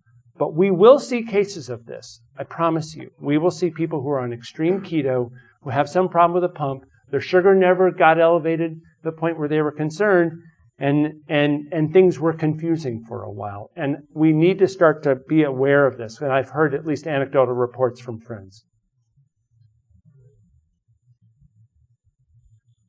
Okay. Well, beware of hypoglycemic unawareness with ultra low carb. If you're in nutritional ketosis and your beta-hydroxybutyrate oscillates in between 1 and 2, and you're like really in a hardcore keto state, and for some reason, for some particular reason, your blood sugar goes low and stays low, you may not be aware of it. I have a friend, he called me up, and he goes, "Hey, Dr. Jake, guess what my blood sugar is?" I said, "What?" He goes, 25. I said, "What?" He goes, "Yeah, my blood sugar is 25, but I feel fine." And I said, "Take some carbs." He's like, "But I'll get out of ketosis." And so what's happening is he's in such hardcore ketosis that his brain has shifted over to consuming fat as a macronutrient instead of carbohydrate. And now he's not vulnerable to variations in glucose. This is described by George Cahill and others decades ago. And you could argue that that's a good thing because he's protected from hypoglycemia. But you could also argue that the difference in between where his blood sugar was when he called me up and a fatal low was very small. And I don't know that, but I can say that it's important to be on a CGM if you're in nutritional ketosis, or at least be aware that there is this issue. You may be unaware of low blood glucose. So CGM may be essential to detect cryptic hypoglycemia within people with type 1 diabetes who are in nutritional ketosis. We have to be aware of this. You've got to start talking about this. I want to make sure we don't lose patients. Okay, resources for low-carb, high-fat nutrition. Dr. Bernstein's book. He's awesome. It's great. He's the pioneer, for sure. And he's like 84 and still going strong. Adam Brown has written a terrific book on type 1 diabetes. I highly recommend this. It's really not just type 1, it's also type 2. And there's just a bunch of health and wellness tips around exercise and living with diabetes. And he speaks about it from the perspective of somebody who has diabetes himself. And it's a great book. I would love to see this handed out to every person diagnosed with type 1. It's just that good. I spoke about Type 1 Grit, this closed Facebook group. There's 2 pages. There's the one that you can see in the community without being a member of, and then there's the closed one, and you have to apply to be the closed one, and in some way touched by Type 1 diabetes.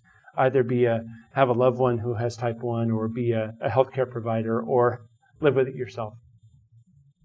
There's this paper, which is terrific. And so this is Jessica Turton's paper, Low Carbohydrate Diets for Type 1 Diabetes, a systematic review. This is published in PLOS One. It's great.